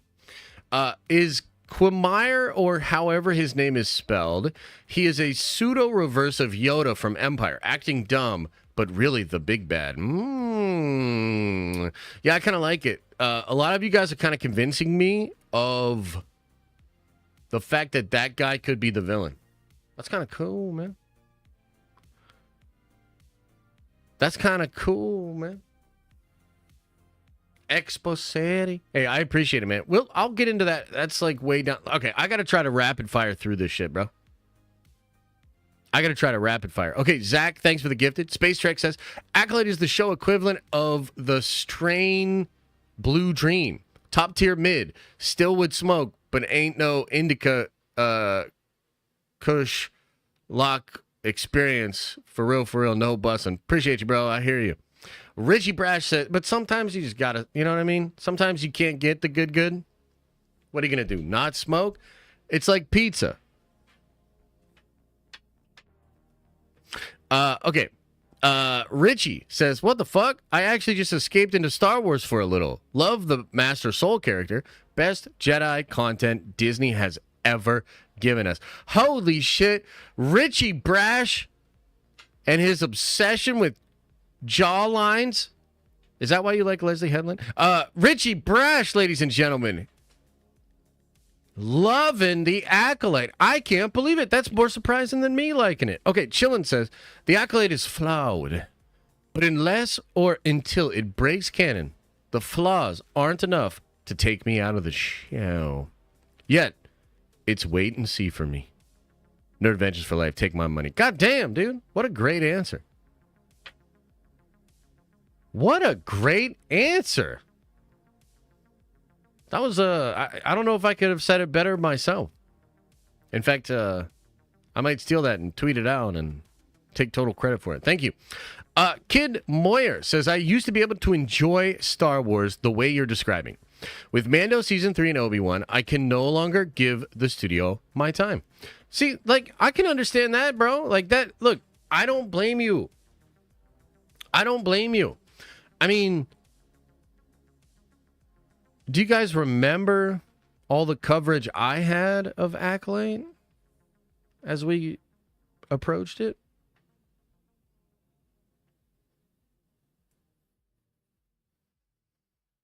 Like, do you guys remember how excited I was about the show?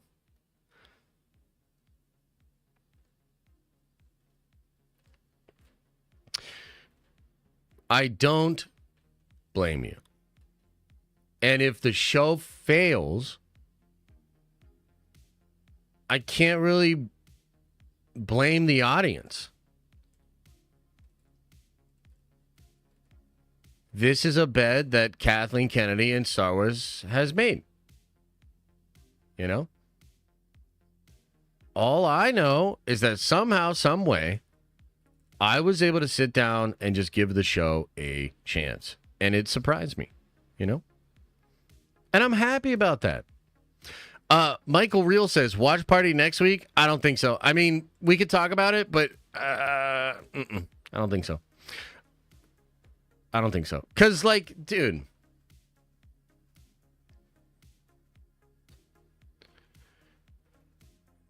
I think I have a better chance of enjoying it if I'm just sitting in the living room, if I'm just basically not having to deal with walls of people being like, it's woke, they ruined Star Wars. Oh my God, all the incels hate it, but they don't know nothing because they got small brains. You know, like, I'm just, like, I can take it.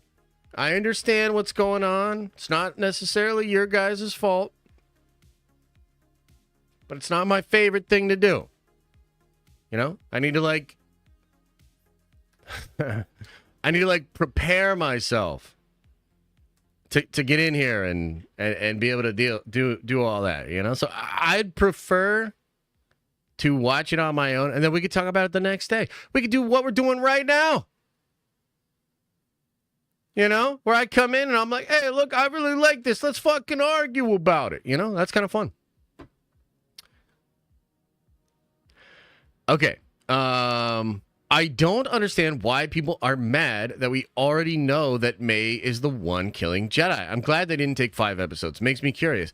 Yeah, there's other things that are unfolding. I mean, we don't know what exactly happened on her home world, which, by the way, that's like the old leaks, man. It's kind of crazy that the old leaks are being kind of dangled and uncovered slowly in the story. So obviously the Jedi did some bad shit. You know what I mean? Like, obviously the Jedi done bad. What did they do exactly? I don't know. But that's interesting, right? Like, it's intriguing enough that I want to continue to watch to know what happened. I mean, that's good storytelling, right? Like, don't you want to know what's going to happen?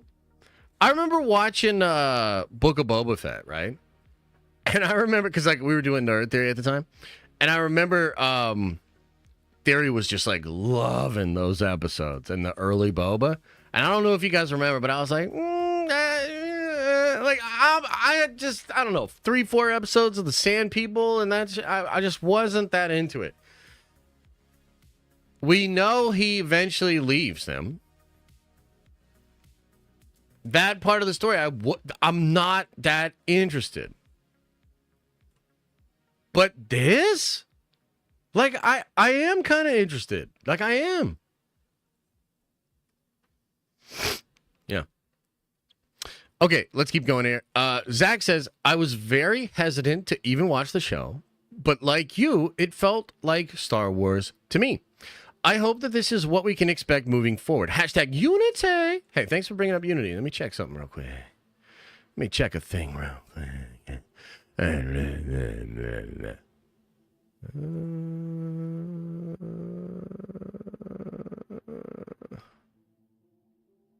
I think all the pages are lettered.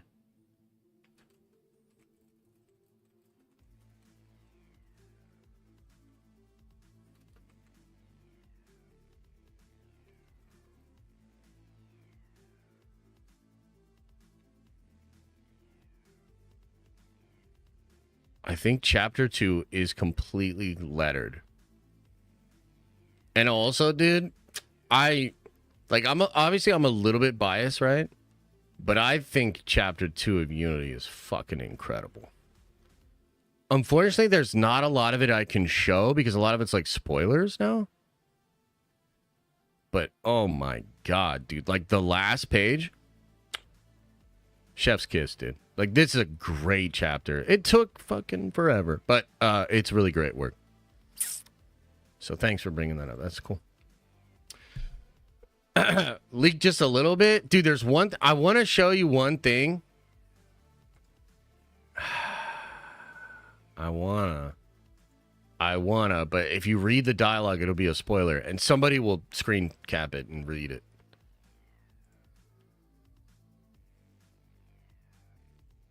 Yeah,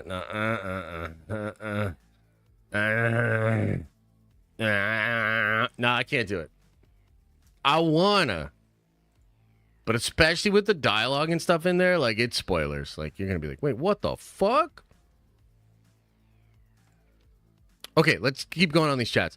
Okay, yeah, and hey, appreciate you, Zach. Thanks for the love, man. Mike says, I'm not mad at you, Josh. I think you are entitled to your opinion, and I agree with you. I don't think I would like this show. I want to see more. Yeah, that's where I'm at, dude. I liked it. Chillin' says, gay people have been a part of humanity since the beginning. You crybabies that don't want them in your sight are never gonna get your way. Ever. Nerd Avengers for life, take my money. Yeah. I really do think a lot of that is look, like I said, I don't really like talking about this stuff because it just gets people so upset. But like my thing is, I feel like that's a small difference. Like, let me just as one example, and then let's not linger on this, but just as one example. We live in a world where banks charge us to use our own money.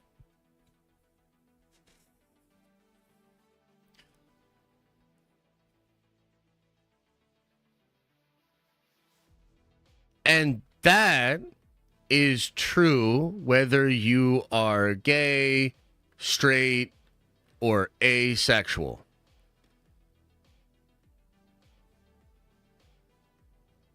What I mean is we are all getting fucked, and yet they have us fighting about who we fuck.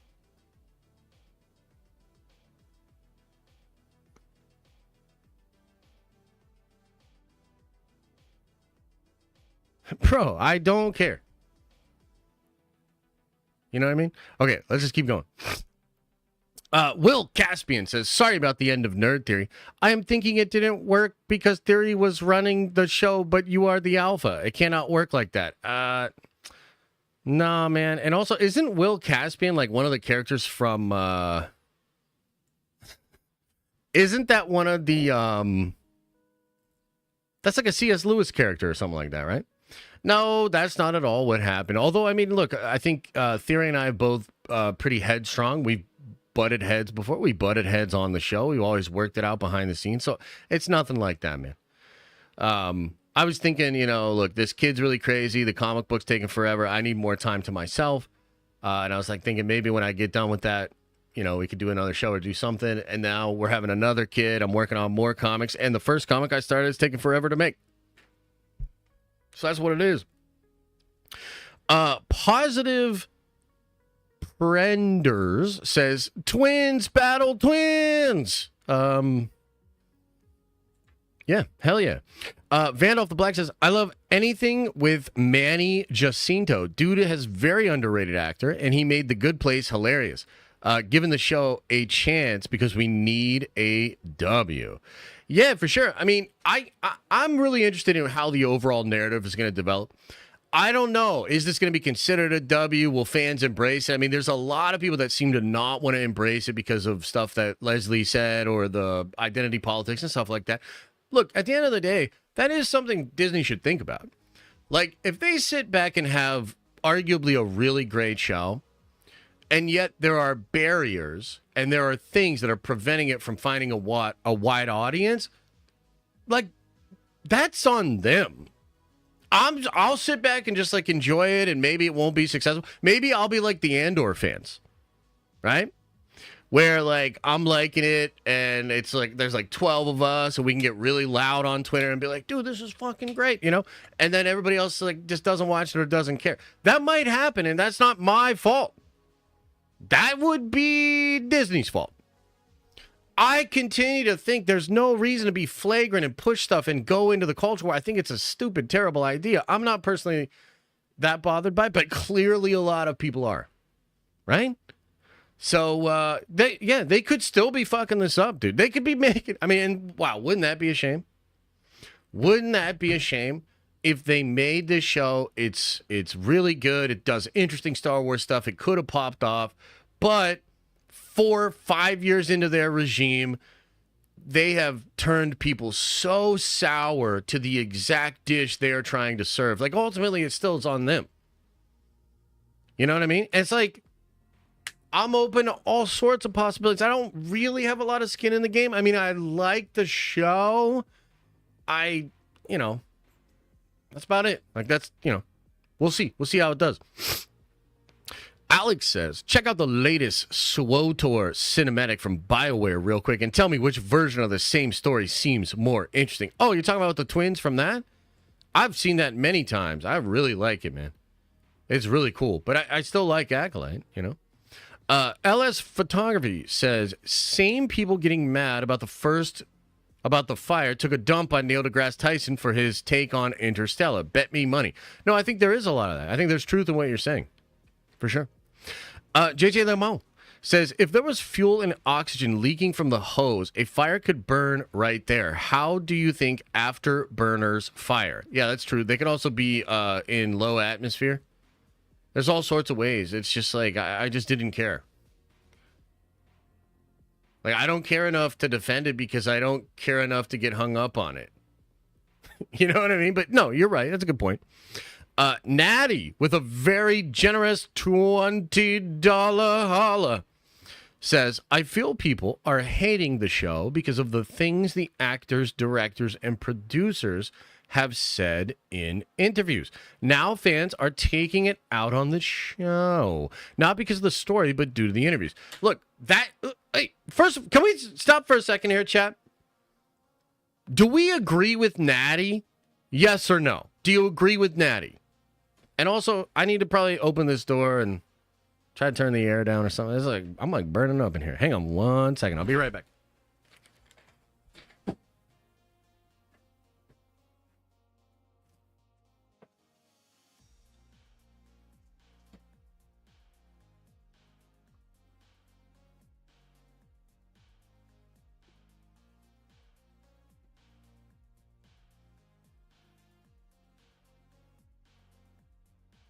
Woo! The central air is so good out there. I'm just like, why? Why isn't it nice and cool in here? What the fuck, bro? Okay, so a lot of you guys are agreeing. Now, can we just hold that thought for a second? In a perfect world, how would you fix that problem?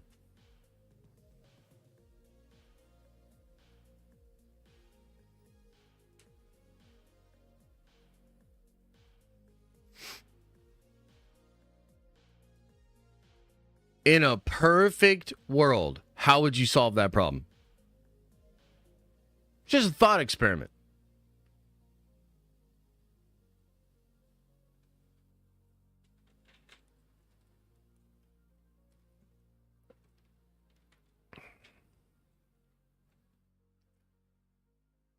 Bricks and screws. Absolutely. So I would say this. In a perfect world, you'd probably just hope that the audience would like let it go. At least to me. I think that's a lot of the energy behind, you know, a lot of the people, maybe even the person that made this chat, they see that people are having this reaction. I think many of us agree that that is what's happening. That reaction is happening. In a perfect world, people would just realize that's silly and, get over it. But we don't live in a perfect world, dude. Like, there's no way that's going to happen. No way. I feel like Lucasfilm is acting like they live in a perfect world. And I feel like they're acting like they can just content their way out of this. But that's not true.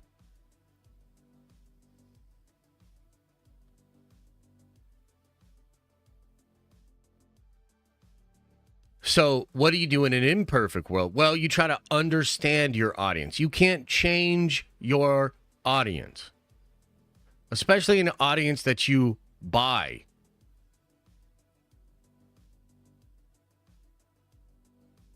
You see what I mean? Like, they bought the Star Wars audience. Disney bought the Star Wars audience.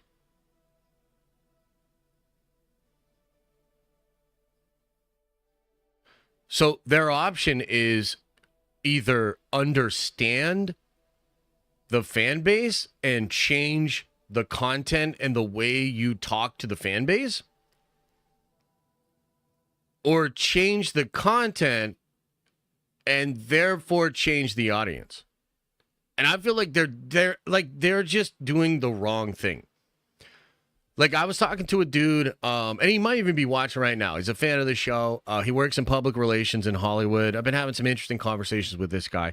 One of the things he told me was the Barbie movie, a big reason there was no messaging for the promotion of Barbie was because a top-down policy had been handed out. They had basically marching orders at all levels of the Warner Brothers production and the promotion. No messaging.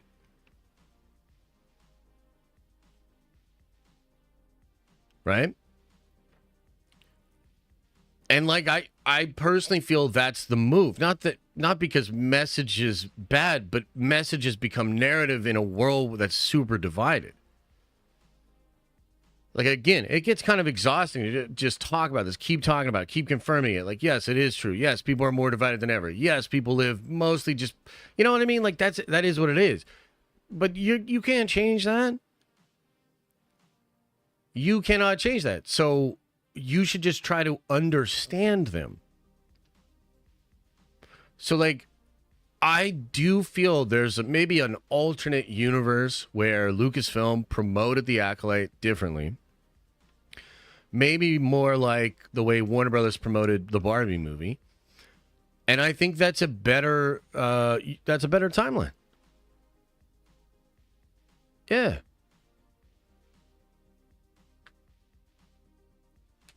Yeah, so like that's what I wish for. That's what I hope for. And like when I get when I criticize Lucasfilm, when I criticize Kathy, I mean the thing that is, I'm not criticizing Kathy because she's a woman. I'm criticizing Kathy because all the bad stuff that has happened under Lucasfilm, and a lot of it to me is like corporate culture and the public relations of people at Lucasfilm and how they interact with the fans and just speak. She created a culture that put us in the position that we are in. Right? Does that make sense? Has anything I've said in the last 2 hours made sense? But there was a lot of messaging in Barbie. Oh, totally. Dark Angel, 100%. Barbie's one of the wokest movies I've ever seen. In fact, I'll take it a step further. This one will really put your brain in a pretzel. I actually don't like the messaging in Barbie. I do think it's a bit anti-male. Like, for real, for real. But I respect the craftsmanship of the film. It's a great movie. It's a movie that's so well made, you kind of can't deny that it's good.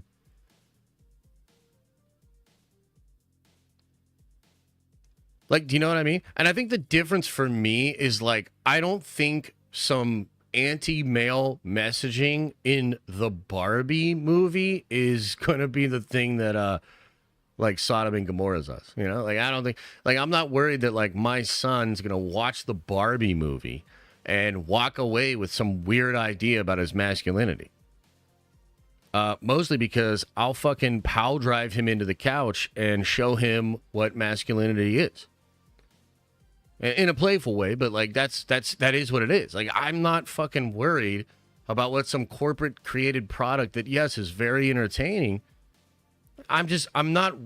Why would I worry about that? I'm not fucking worried about that. But people get it so twisted, man. You know, I can admire the craftsmanship of the Barbie movie. I can even enjoy the film, and I can still say, but that, I don't know about that. I don't think that's correct. I don't think that's the right message. You know what I mean? And I can respect the fact that PR and the promotion of the movie decides to not make the messages a part of the advertising.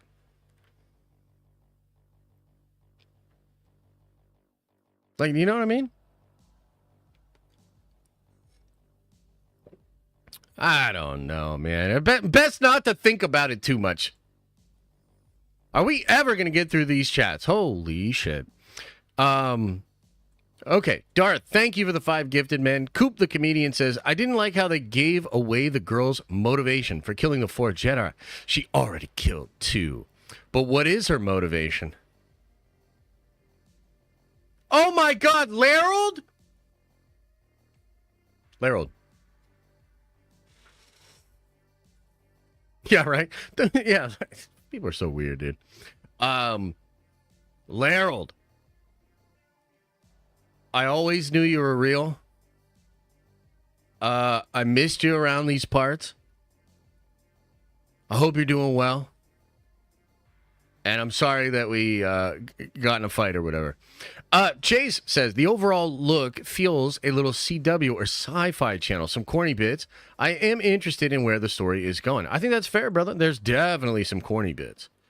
I feel like Star Wars has always had corny bits, but there were damn sure some moments in Acolyte where I was like, okay, well, that didn't land. But overall, it was really good. The Bono Man. Welcome to the Nerd Avengers. You are a Nerd Avenger now. Like Killy, that's an interesting name, says, 1 year, like the show overall. Glad we agree on something for once. There were certain parts which confused me. Looking forward to see where it goes. Hell yeah. Me too. I'm real interested. I'm actually especially interested when we get past episode 4, because nobody's seen past episode 4. That'd be cool, man. Okay, hang on. Oh my God. No. No. Oh my God. Okay. Winter Soldier says, have a great day, everyone. Appreciate you, Josh. My best to the family. Thanks, brother. Much love, man. Reed94 says, weaponizing Endara's sense of justice to create an opening was fire. Dude, that's what I'm saying. I like that. I was like, damn, that's compelling. It's bold. I thought it was good. Lady Bona says, it must have been a Force space fire. How do long-lost twins have the same haircut? And why did they have to do Master Trinity like that so soon? Yeah, it is pretty interesting that they have the same haircut, unless that is being intentionally done to frame the sister. There could be something more to it, but that is actually kind of interesting. It's a good point. And also, Trinity dead. Yeah, it sucks, but also kind of bold. Guys, have I told you guys yet that I think it's kind of bold? Let me just say it one more time. It's kind of bold. I like how bold it was. I am the ginger. Welcome to... God damn it. Welcome to the Nerd Avengers. Appreciate you. Ooh, that's a good question. What's my score out of 10? I'd say episode 1's like a 7. Episode 2 is an 8. Maybe even an 8.5. Booze says, Acolyte feels like an adventure Jayana would go on. Wait, what? You talking about the Skywalker or Solo? You're talking about Legacy of the Force? What are you talking about? Vagabond of Light says, when you talk Joey Cam's and capital S story, it's my favorite. Also, Kyle Hill does a video on the Fire in Space that's good, talking about Star Wars. Oh, cool. I like Kyle Hill, man. He's a cool dude. Hell yeah. Appreciate the support, brother. Jay says, with a $10 holla, very generous, says, knives kill, sabers don't. Evil white people being killed off. Lazy dialogue at times. The show should have started with a flashback to build achievements to the Jedi being killed off. Other odd shit. All right, man. Yeah, I mean, I will say some of the dialogue doesn't work for me. But I'm actually liking the structure of the show quite a bit. Yeah. Goat Lord, and that's kind of a cool name, says, honestly, F the culture war shit. Just be nerds and have fun and watch the show. If it's good, it's good. Yeah, dude, I'm on the same boat. You know what's interesting about this, too? I don't know. I wonder if this is something that's actually real, or if I wonder if it's something being made up in my mind. I have disliked the culture war and basically both sides of it for several years. Most of the time, this actually just hurts my business, makes me less successful, and makes more people than ever angry at me. I mean, you guys have seen this. Like on Twitter, there's a whole bunch of people that are super angry at me. Like Rob will tag me and heavy spoilers in a post, and people will literally get on there and call me like horrible names, like bigot and all these things, like just like horrible. There's a whole bunch of like anti-woke YouTubers that absolutely hate me, and some of their communities hate me too because I just call it like I see it. Y'all farming low-hanging fruit. You know, it's fine, but like y'all grifting like super hard, right? So for the longest time, I have felt like if I would just shut the fuck up about how I feel about the culture war, I'd probably be way more successful, way more people would fuck with me, because even though I think it's really stupid, like a lot of people really care about it. However, something kind of weird is happening in this year of 2024, where I kind of feel like more people than ever are actually starting to see what I see. I'm starting to feel like I can say that, and a lot of people like agree.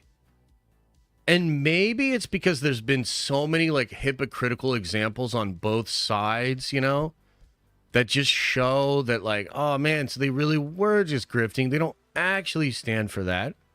You know what I mean? Like, am I crazy or is that actually happening?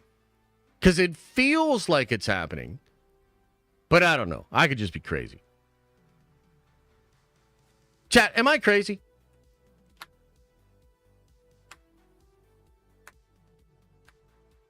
You cray for sure. Oh, okay.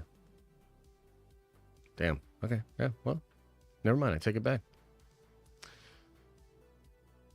Okay. Never mind. I take it back. Like I said, dude, I can't believe they did this to our favorite thing. I can't believe it. So bad.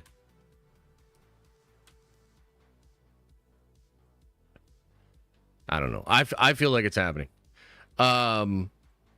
Okay, Cuz Khan says, I liked it, but a murder mystery is less enticing when you don't care about any of the people that are getting murdered. That's totally fair. That's kind of like where I was at in the first episode, and I had that thought. I'm watching it, I literally had the thought, like, man, can this work? Because so far, I am not attached to these characters. I was like, can this work? And then I was like, oh man, but can it work without the Skywalkers? Because like if it's the Skywalkers, blah blah blah blah blah. But it kind of gets there for me, dude. Like in the second one, it gets there for me. So, yeah. Okay. CL Mooney says, how are we not supposed to only have these conversations when it's clear that is what the showrunners want us to notice and talk about? Brother, that is absolutely fair. That is absolutely fair, man. I have gotten to a point where, like, I can just clearly separate it. Like, man, the other day, I was just like, I think we were just like chilling on the couch or something, right? And I flip open Twitter. Mistake. You know? But I flip open Twitter. And one of the first things I saw was something that, like, really pissed me off. Really pissed me off. And it was actually something that I think it's okay to be pissed about. It was basically, there was a comedian. Maybe some of you guys saw this.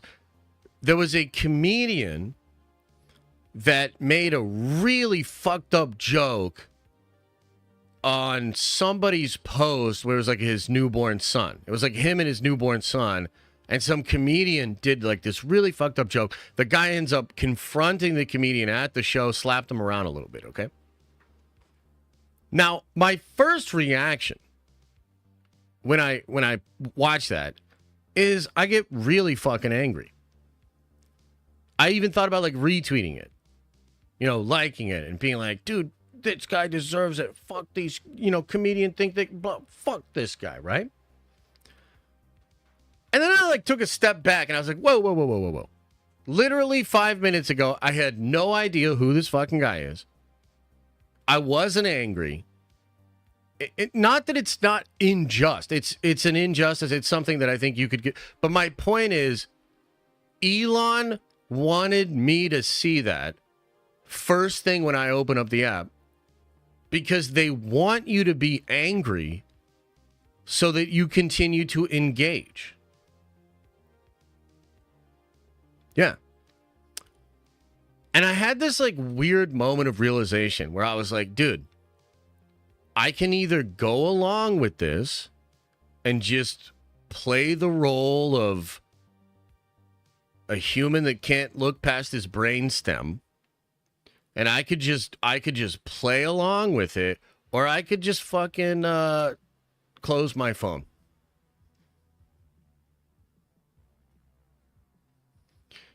Because once you start to see that a lot of this stuff is just there to anger you and just there to get you mad, like, I still hold Lucasfilm responsible for this because they should understand this and they should be the person that closes Twitter, basically, and try to make it less flagrant and less, like, have less friction out there, right?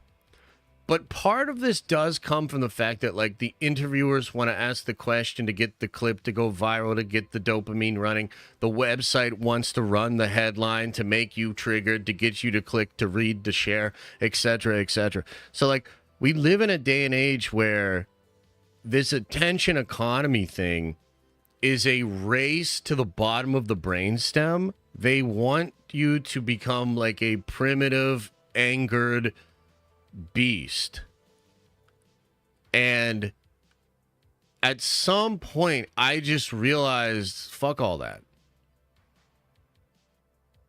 Like, and so on the one level, yeah, like, dude, I can't blame you.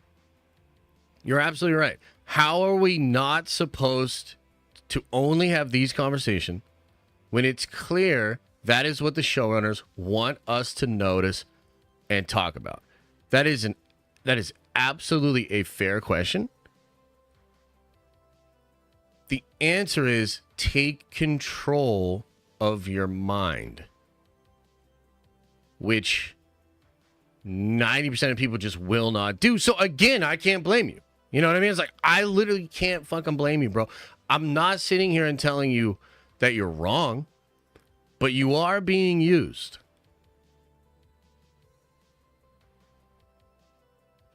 You know what I'm saying? You know, the other thing that's like super wild about this is like, this goes all the way back to, how many of you guys were there when I did the debate with Jeremy Griggs? I did this debate, it must have been 5 years ago now. I did a debate with Jeremy Griggs, and I brought all of this stuff up then. I was talking about how it's all algorithmic. It exists to try to make us like really mad. So like, I just saw, maybe some of you guys saw this too. There was a debate and an interview with Dave Smith and Chris Cuomo. How many of you guys know what I'm talking about? So one of the things that Dave Smith said in there that was really interesting, and it was clipped out and it was shared all over the internet, was basically talking about how the ruling class in, our country, but basically just the world, they want us to be arguing and fighting about these culture war issues so that we, again, don't realize that we're all getting fucked, right? And he went on to say that a lot of people in major media, CNN and Fox, they understand this, but they don't care.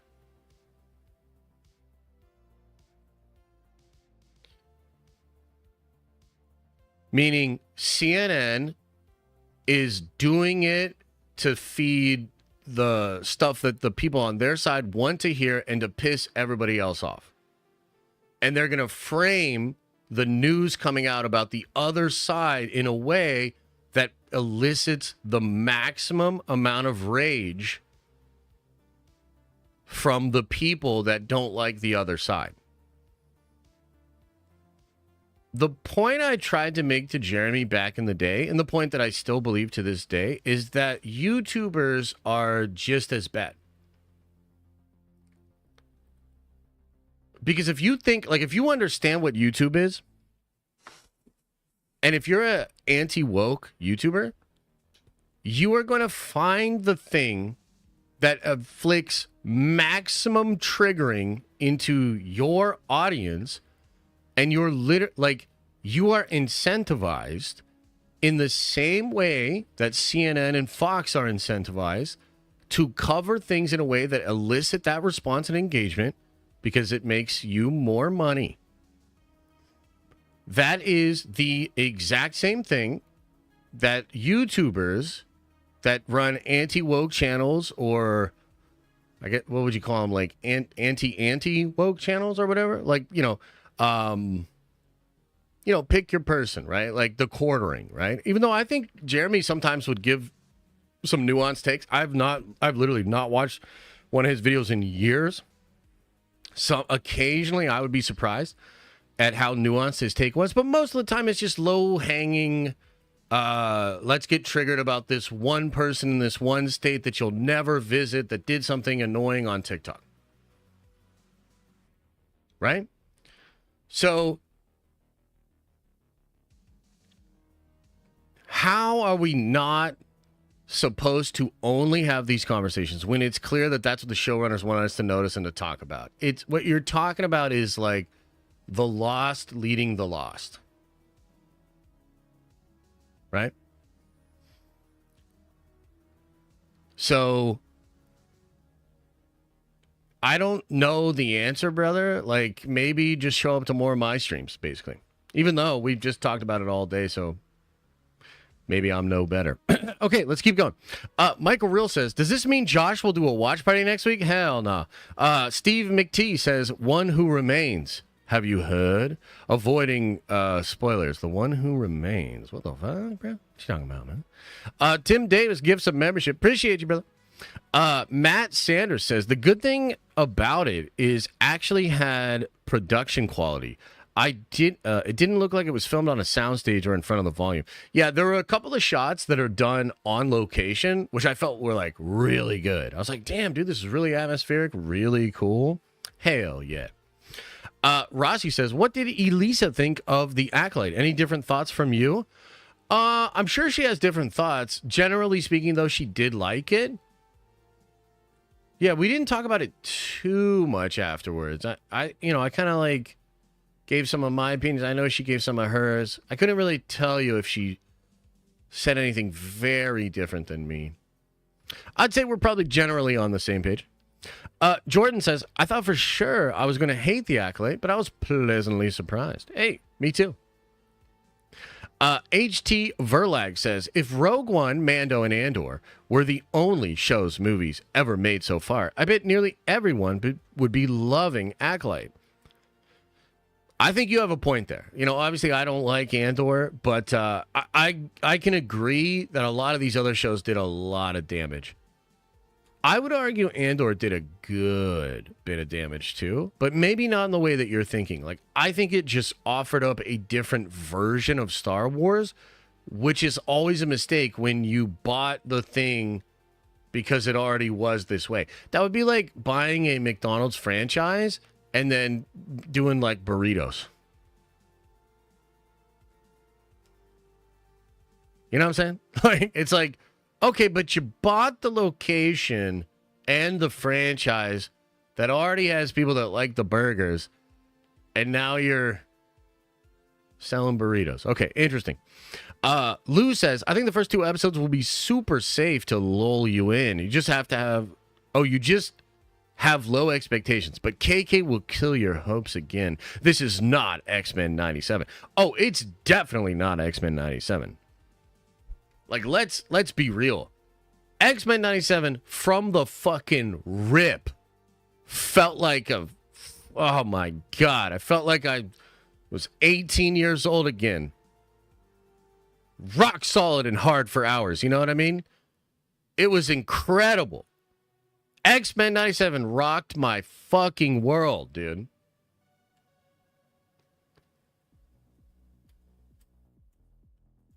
Acolyte was just surprisingly good. Wait, what? Oh, yeah, sorry. I didn't mean to go there.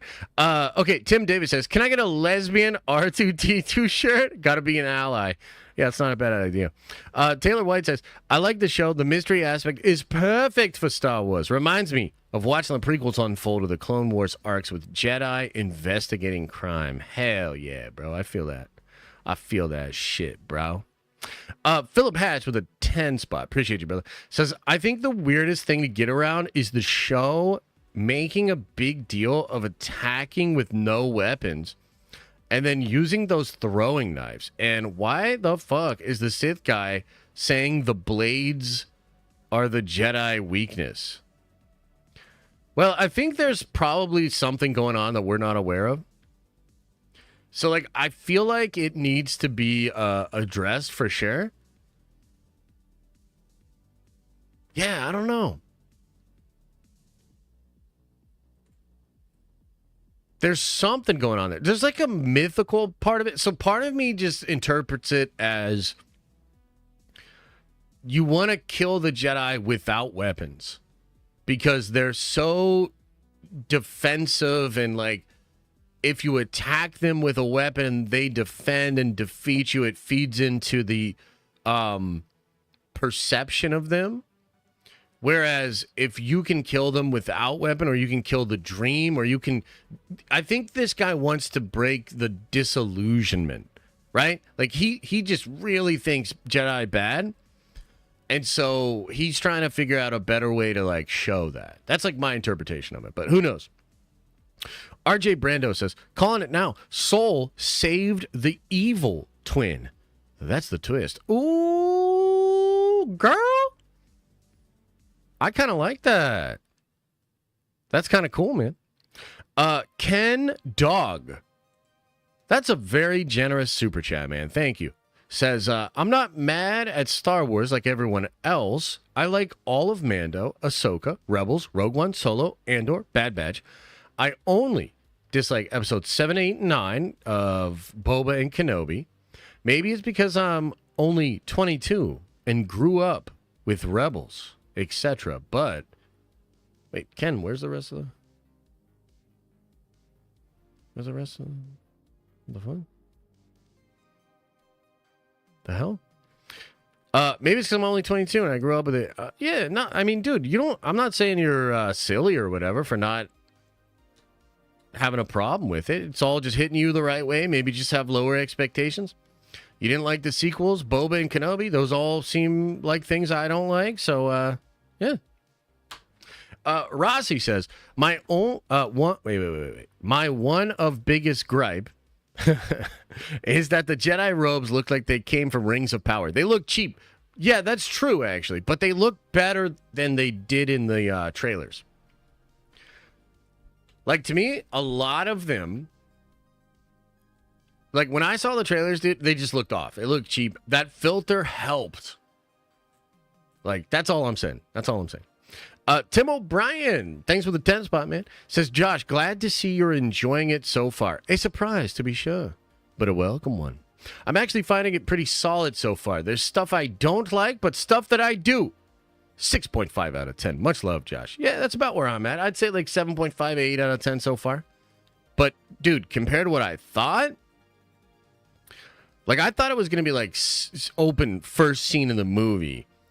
All male Jedis attacking one female Sith, and all their sabers go limp and fall to the ground. And then the lesbian main Sith says, ha ha ha ha ha, no lightsabers or the Force for you men anymore. Now it's all about whamming! And then, like, the crawl comes across, right?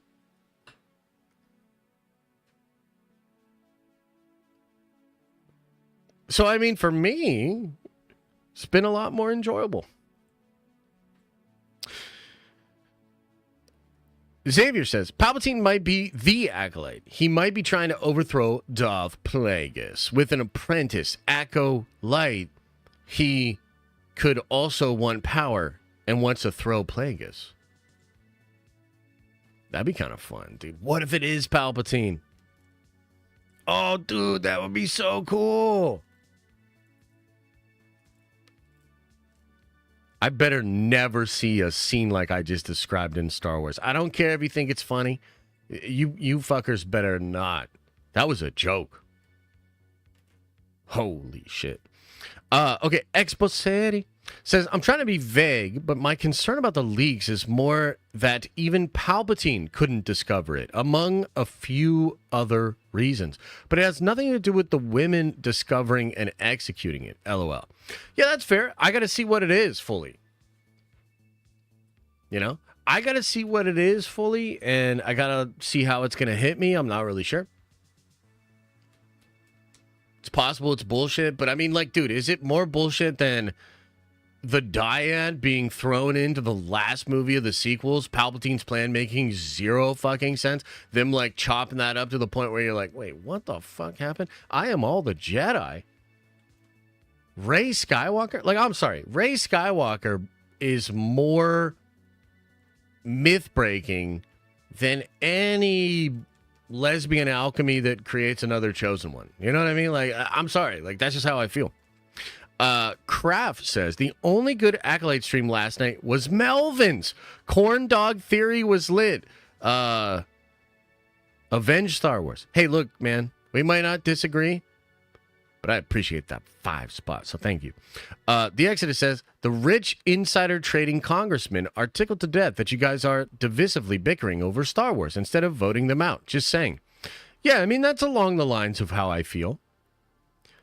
I would say it's a little more that personal power comes from understanding these distractions and not allowing them to take you over. You know?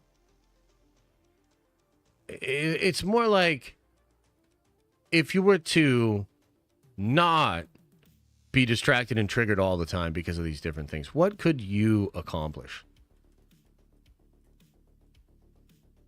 Power comes from the hips. That's true. Lift with the legs. Mountain Dew says, best part of Acolyte is how we start to see the cracks in the Jedi Order. Keeping secrets and covering stuff up, too. It also lends itself to the lore speculation. Yeah, look, a lot of that's kind of interesting. You know? Like, I want to see where that all goes, because one of the theories I've had about the High Republic for a long time is that Yoda knew something that he hid from most of the other Jedi. You know, something like that could be cool. And again, we know Yoda did this because in the Mortis, no, it was in the when he goes to Korriban or Moraband, right? Yoda has some kind of knowledge about Order 66 and the fall of the Jedi, and yet he still allows it to happen, right? So there's something to that. Doesn't break canon. Yeah, I definitely want to know what it is. Larold says, enjoyed it. Wasn't anything big. Really like Soul. And I enjoy the feeling of a new era. We'll see if Disney taints that feeling. Hell yeah. Larold, glad to see you. I agree, and I hope that your taint's doing well as well. Rossi says, dude, I can't wait for KK when gets the idea to make Disney Plus spin-off show about the poisoned Jedi that just meditates for 10 years. The camera just show him floating the whole season. Hashtag content. Dude. I loved it. And also, I can't believe we've almost been going 3 hours. I got to finish these chats, and then I got to get out of here, guys. Because I haven't even talked about the fucking Avengers. And now I got to do that. I want to put that in a whole video. I got to get out of here. And then I gotta talk about the Avengers in a little video. I gotta eat some food. Dude, I'm so excited about the Avengers news. And then I gotta put together like a nice little Acolyte video. Like, I like the Acolyte. I thought we were promised like 4 to 5 hour streams last month. Who said that?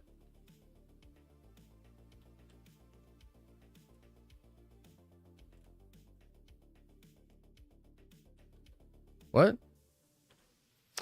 RJ Phillip with a 10 spot says, I can't remember the last time you talked about Star Wars for 2 hours, and mostly positive. As a huge, sweaty Star Wars fan, it's awesome. It's my birthday, too. Thanks for the community. Nerd Avengers for life. Unity. Hey, bro. Happy birthday to you, RJ Phillip. Happy birthday to you, man. Hope you're having a good day. And, yeah, no, I mean, I'm having a good time. I feel like we're getting bogged down, but, you know, like the one guy said, he's like, how are we not supposed to talk about this? And I think that's fair. But we are kind of getting bogged down in that conversation. I don't love having that conversation, but, you know, you guys haven't canceled me yet, so that's cool. Ammo Side says, sorry, just tabbed in. Cliff Notes on why you liked it. Okay, Cliff Notes. I think it has a boldness to it that I think a lot of the other shows are missing. A lot of these other shows like Boba, Kenobi, even Mando, especially Mando Season 3, it's so like on tracks. I don't feel like we're really being bold. Ahsoka has some boldness in it, but it does play it safe in some ways too. And I felt like this show was like the first time in a long time that somebody with a very bold vision was doing something weird in the Star Wars universe. So that's number one. Number two, and maybe the most important, it feels like Star Wars. It gets the little moments right, the swells, the music, the little character moments, the emotional beats. Feels like Star Wars. And I guess, like, if I had to give you a third, it's just the fact that the story itself is unfolding in a way that I'm still interested. When I was watching Boba at this point, I was like, Jesus, can we get away from the fucking sand people, dude? I want to see this dude blasting shit, right? And also, I had no idea where that was going. It's just, like, random. Even Mando, like, I don't really know where that's going sometimes. You know, there's the driving force of, like, Mando wanting to return the child to his people. But even that becomes kind of like flavor of the week and all these other things. And season 3 especially was like all over the place, right? This is a very direct story that's unfolding. It's a murder mystery. Somebody's killing Jedi. Jedi did some bad shit. These are things that are interesting me. It has a driving force. It has like I feel like it's both driving and unfolding. It's kind of cool.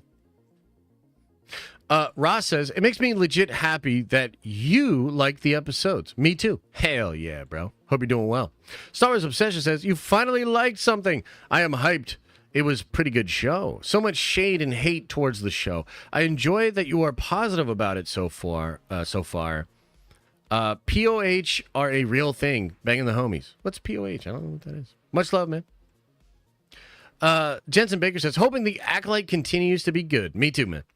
Parker Gonzo says, I like turtles. Hell yeah. Nuckin Futz says, prequels brought a new style to Star Wars while keeping the same rules. Acolyte does a much better job at this than the sequels did, and I'm liking it. Dude, I agree.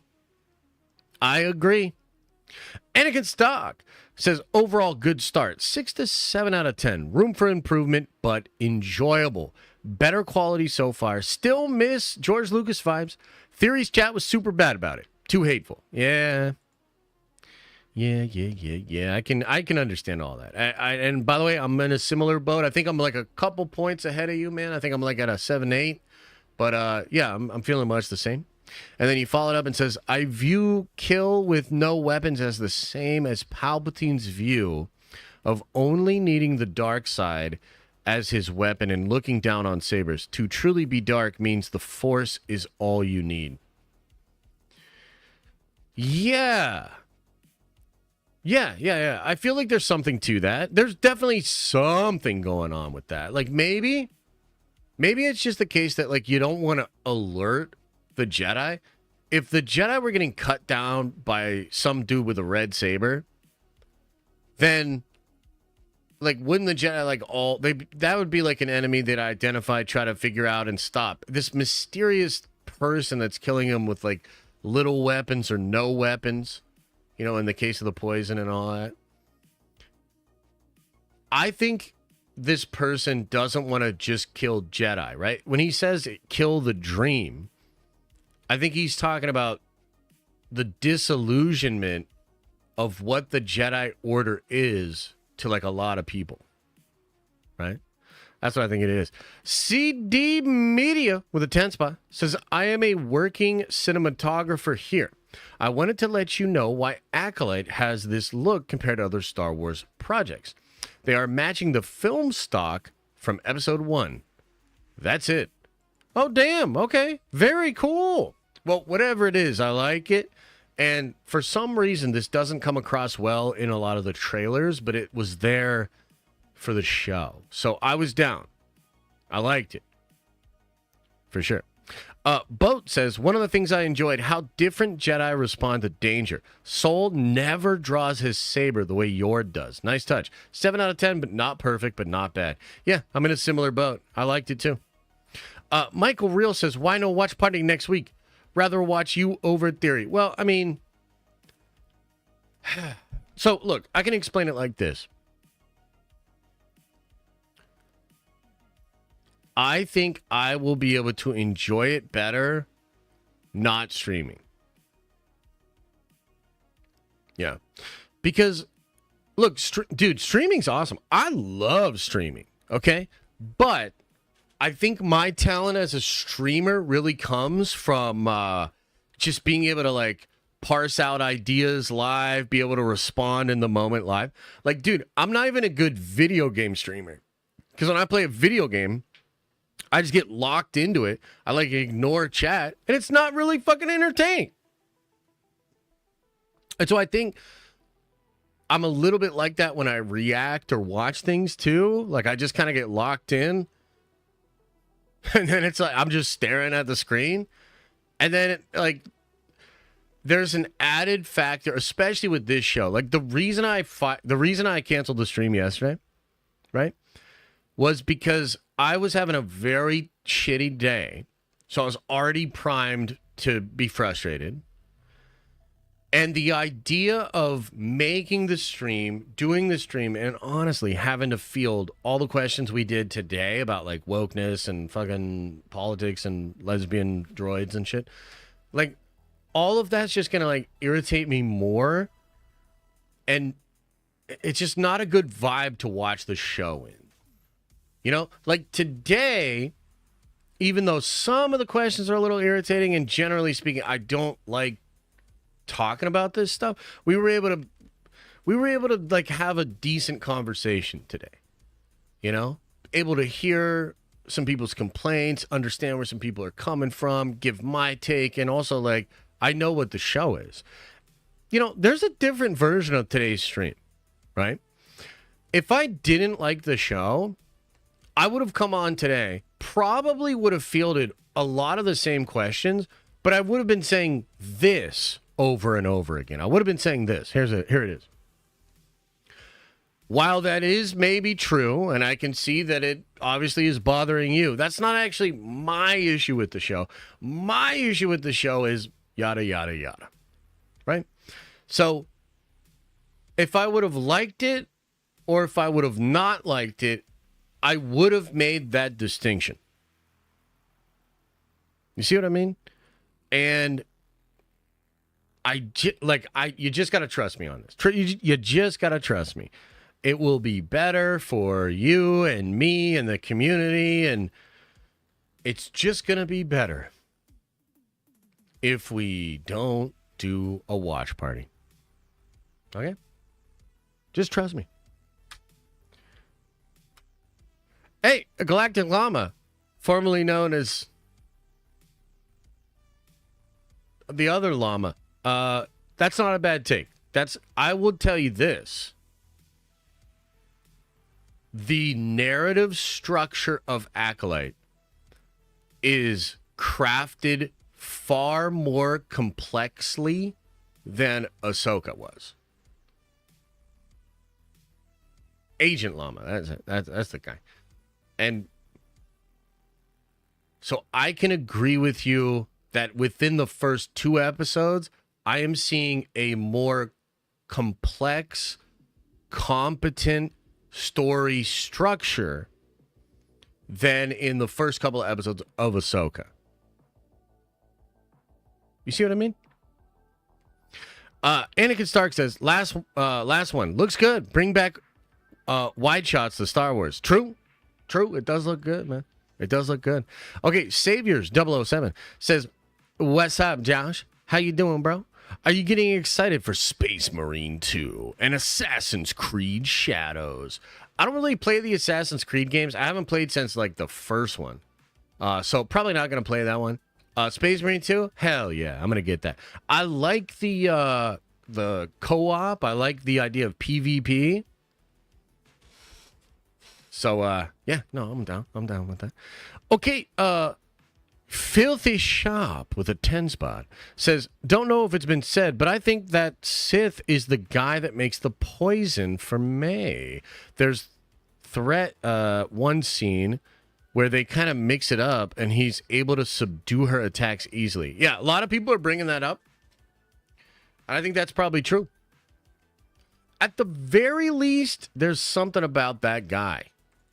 You know what I mean? Yeah. At the very least.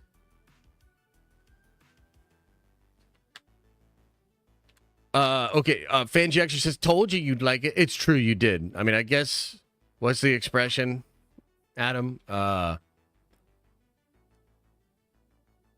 broke clock is right twice a day or once a day. Even a blind squirrel can occasionally find an acorn. Something like that, yeah. Woo! All right, guys. Let me just briefly talk about the Avengers, and then I'm going to get out of here because I want to make the Avengers like a whole video. Another acorn coming in December. Yeah, you're not wrong. You're not wrong. Look, listen. Shut your mouth when you're talking to me. Hillbilly. Okay, let me give you the real quick and dirty. Real quick and dirty on the Avengers.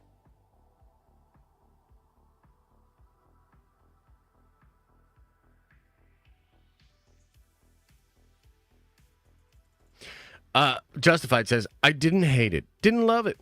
I'll be giving the next episode a shot. The fighting, though, is a little mid for me, but hey, I can get over that. Yeah, the first episode's fighting was not it to me. Not bad, but like not great. I thought the second episode was really good. That fight with Soul was really interesting. I like the way they shot that for show. Okay, quick and dirty, baby. Avengers 5, they're looking at Sean Levy. Now, the really interesting thing here is they did give him the script. So he read the script a couple of months ago. Apparently, a couple of months ago, they made this offer to him. According to the Hollywood trades, he has not said yes or no. But what's interesting about that is we have a script. Okay? One of the other things that's really interesting in this article, and this actually debunks some stuff that Daniel RPK has been talking about. And again, I don't have anything personally against RPK, but I mean, a lot of people in the space have noticed that his leaks or scoops are either his sources are drying up or he's just getting bad information, or more likely than anything else, he's actually just recycling old information just to kind of keep the cash flow on his Patreon or whatever. It is what it is. I'm not trying to hate. I'm just trying to be accurate. And it seems like he is inaccurate these days more than not. The main thing that was in the Hollywood Trade article yesterday was talking about how there's going to be 60 plus characters in this movie. And as opposed to having a core group of Avengers, which is what you would think, right? That's what I would think. And also, that's what Daniel was reporting. He was reporting smaller group of team, you know? That apparently is not the case. What the Hollywood trades are reporting is that this is going to be an ensemble movie with 60 plus Marvel characters. Now, Mega Chris says 60 plus ain't a good thing. I don't know that 60 plus is inherently a good thing, but I'm going to tell you why I think it's a good thing. And again, I'll do a whole video on this. It'll be much more detail later today. Make sure you check it out. Instead of just following Sam Wilson, She-Hulk, and Moon Knight and Miss Marvel around for 2.5 hours while we just beg for Kang to come back and slaughter them all so that we can just get into the cool shit. Instead of that, we're probably going to see all sorts of characters throughout all corners of the multiverse as they fight against the Kangs or maybe other multiversal villains and a total collapse of the entire multiverse. So to me, I like 60 plus ensemble way more than I like let's go hang out with the B-level Avengers that we really don't like. Right? So that's just kind of my take. There's some other stuff I want to get into as far as, details and possibilities and stuff like that. So we'll see. Okay, let me address this from John, and then we'll get on out of here. He says, yeah, I thought people said Kang wasn't coming back. Well, in the article yesterday, it says it remains unclear if Kang is still the villain. And it's possible that there will be other villains. Like, let me find it. I got it right here. Let me pull this up.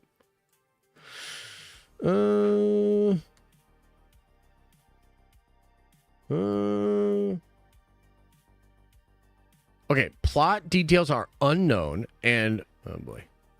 Plot details are unknown, and following Jonathan Majors' exit from the MCU as Kang, following his reckless assault conviction in December, it is unknown who the central villain would be, or if the film could possibly include multiple antagonists. So that's what they're saying. Right? So, yeah, I think it's multiple antagonists. It could still be Kang. Kang could still be one of them. Or maybe not. And think about this, too. Okay, think about this. Last thing I'll say on this, then we gotta get out of here. Although, we're only at 3 hours, but, I'm trying to get... I want to get some, good videos, some good content out to you guys. We've got a stream tonight at 7:30 for members. And we're going to be deep diving on Wolverine tonight, man. We're going to talk about the creation of the character, some of his early stories, some retcons to his early stories, and that's what we're going to do tonight, okay? But going back to this Avengers thing, if it's a 60-plus character ensemble, unless there's one central villain that is somehow weaving through all these different corners, that it's basically, that's how we're going to see all of these 60 characters, you would think it's going to be multiple villains. So, like, what I think is happening is the multiverse is being destroyed, and maybe Kang or the Beyonder has promised some of the villains throughout the multiverse that if they help him stop the Avengers in all universes from stopping him, he will give them their own domain, either on Battleworld or maybe their own universe or something like that, right? So Kang or the Beyonder is like the devil.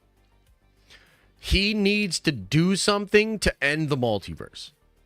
While he is doing that thing, all these villains that he's recruited, like maybe a King Thanos, an Ultron, a Hela, a Red Skull, all these different villains, they're going to be stopping the Avengers multiverse-wide to sort of give the Beyonder time, and then boom, everything ends and we go to Battleworld. So that's kind of the way I see it. But yeah, we'll do a video about it.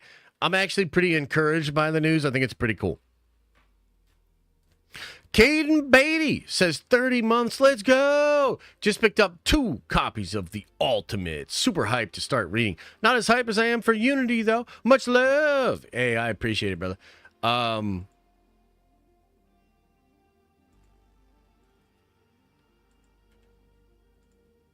Yeah, I still haven't gotten word back from the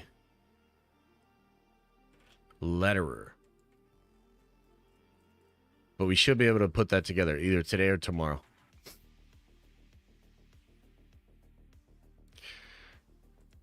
What was I just saying? Oh, yeah, Ultimates. That shit's going to be awesome, dude. I have 5 copies of that waiting for me at my LCS. I can't wait to read it. I'm really excited about that. Ultimates #1 out today. Out today. Okay, everybody. Much love, man. Appreciate you guys. Thank you so much for being here. What is Unity? It's a graphic novel that I have created. Much love, everybody. Appreciate you guys being here. Big old fun stream, cutting it up about Star Wars. Hope it wasn't too triggering for some of you. And yeah, I appreciate the support. I'll see a bunch of you guys later. We got videos. We got a stream tonight at 7:30, so much love. As I always say, I hope you are having an awesome and a nerdy day. And I'll see you in the next video. Rossi, thanks for the gift. Thank you for the gift.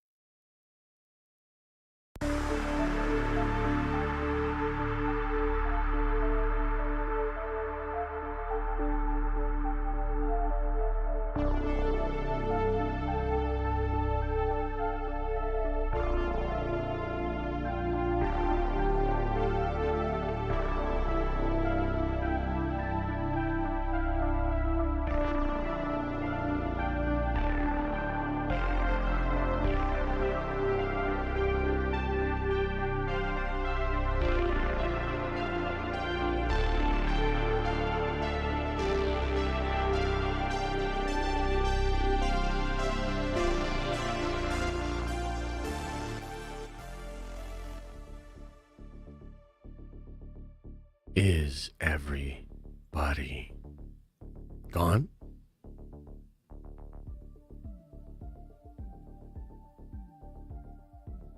Did everybody leave?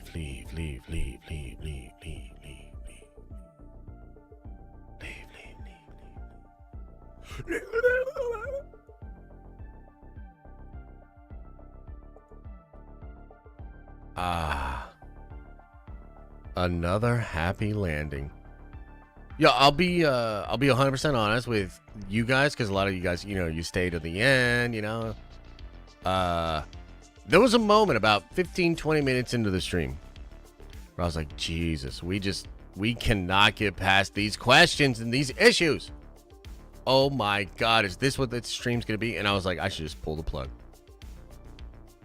But I weathered the storm,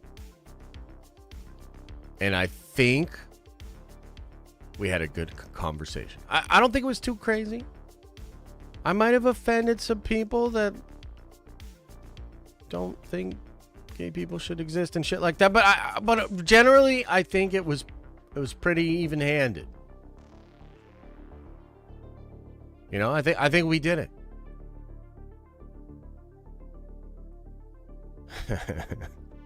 All right, everybody. Hey, much love.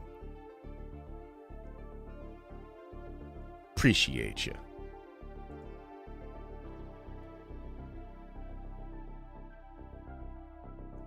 Damn it, Joseph, you're right. Okay, everybody, open up your third eye and ignore Joseph.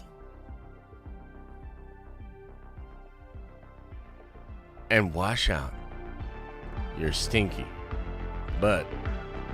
Oh!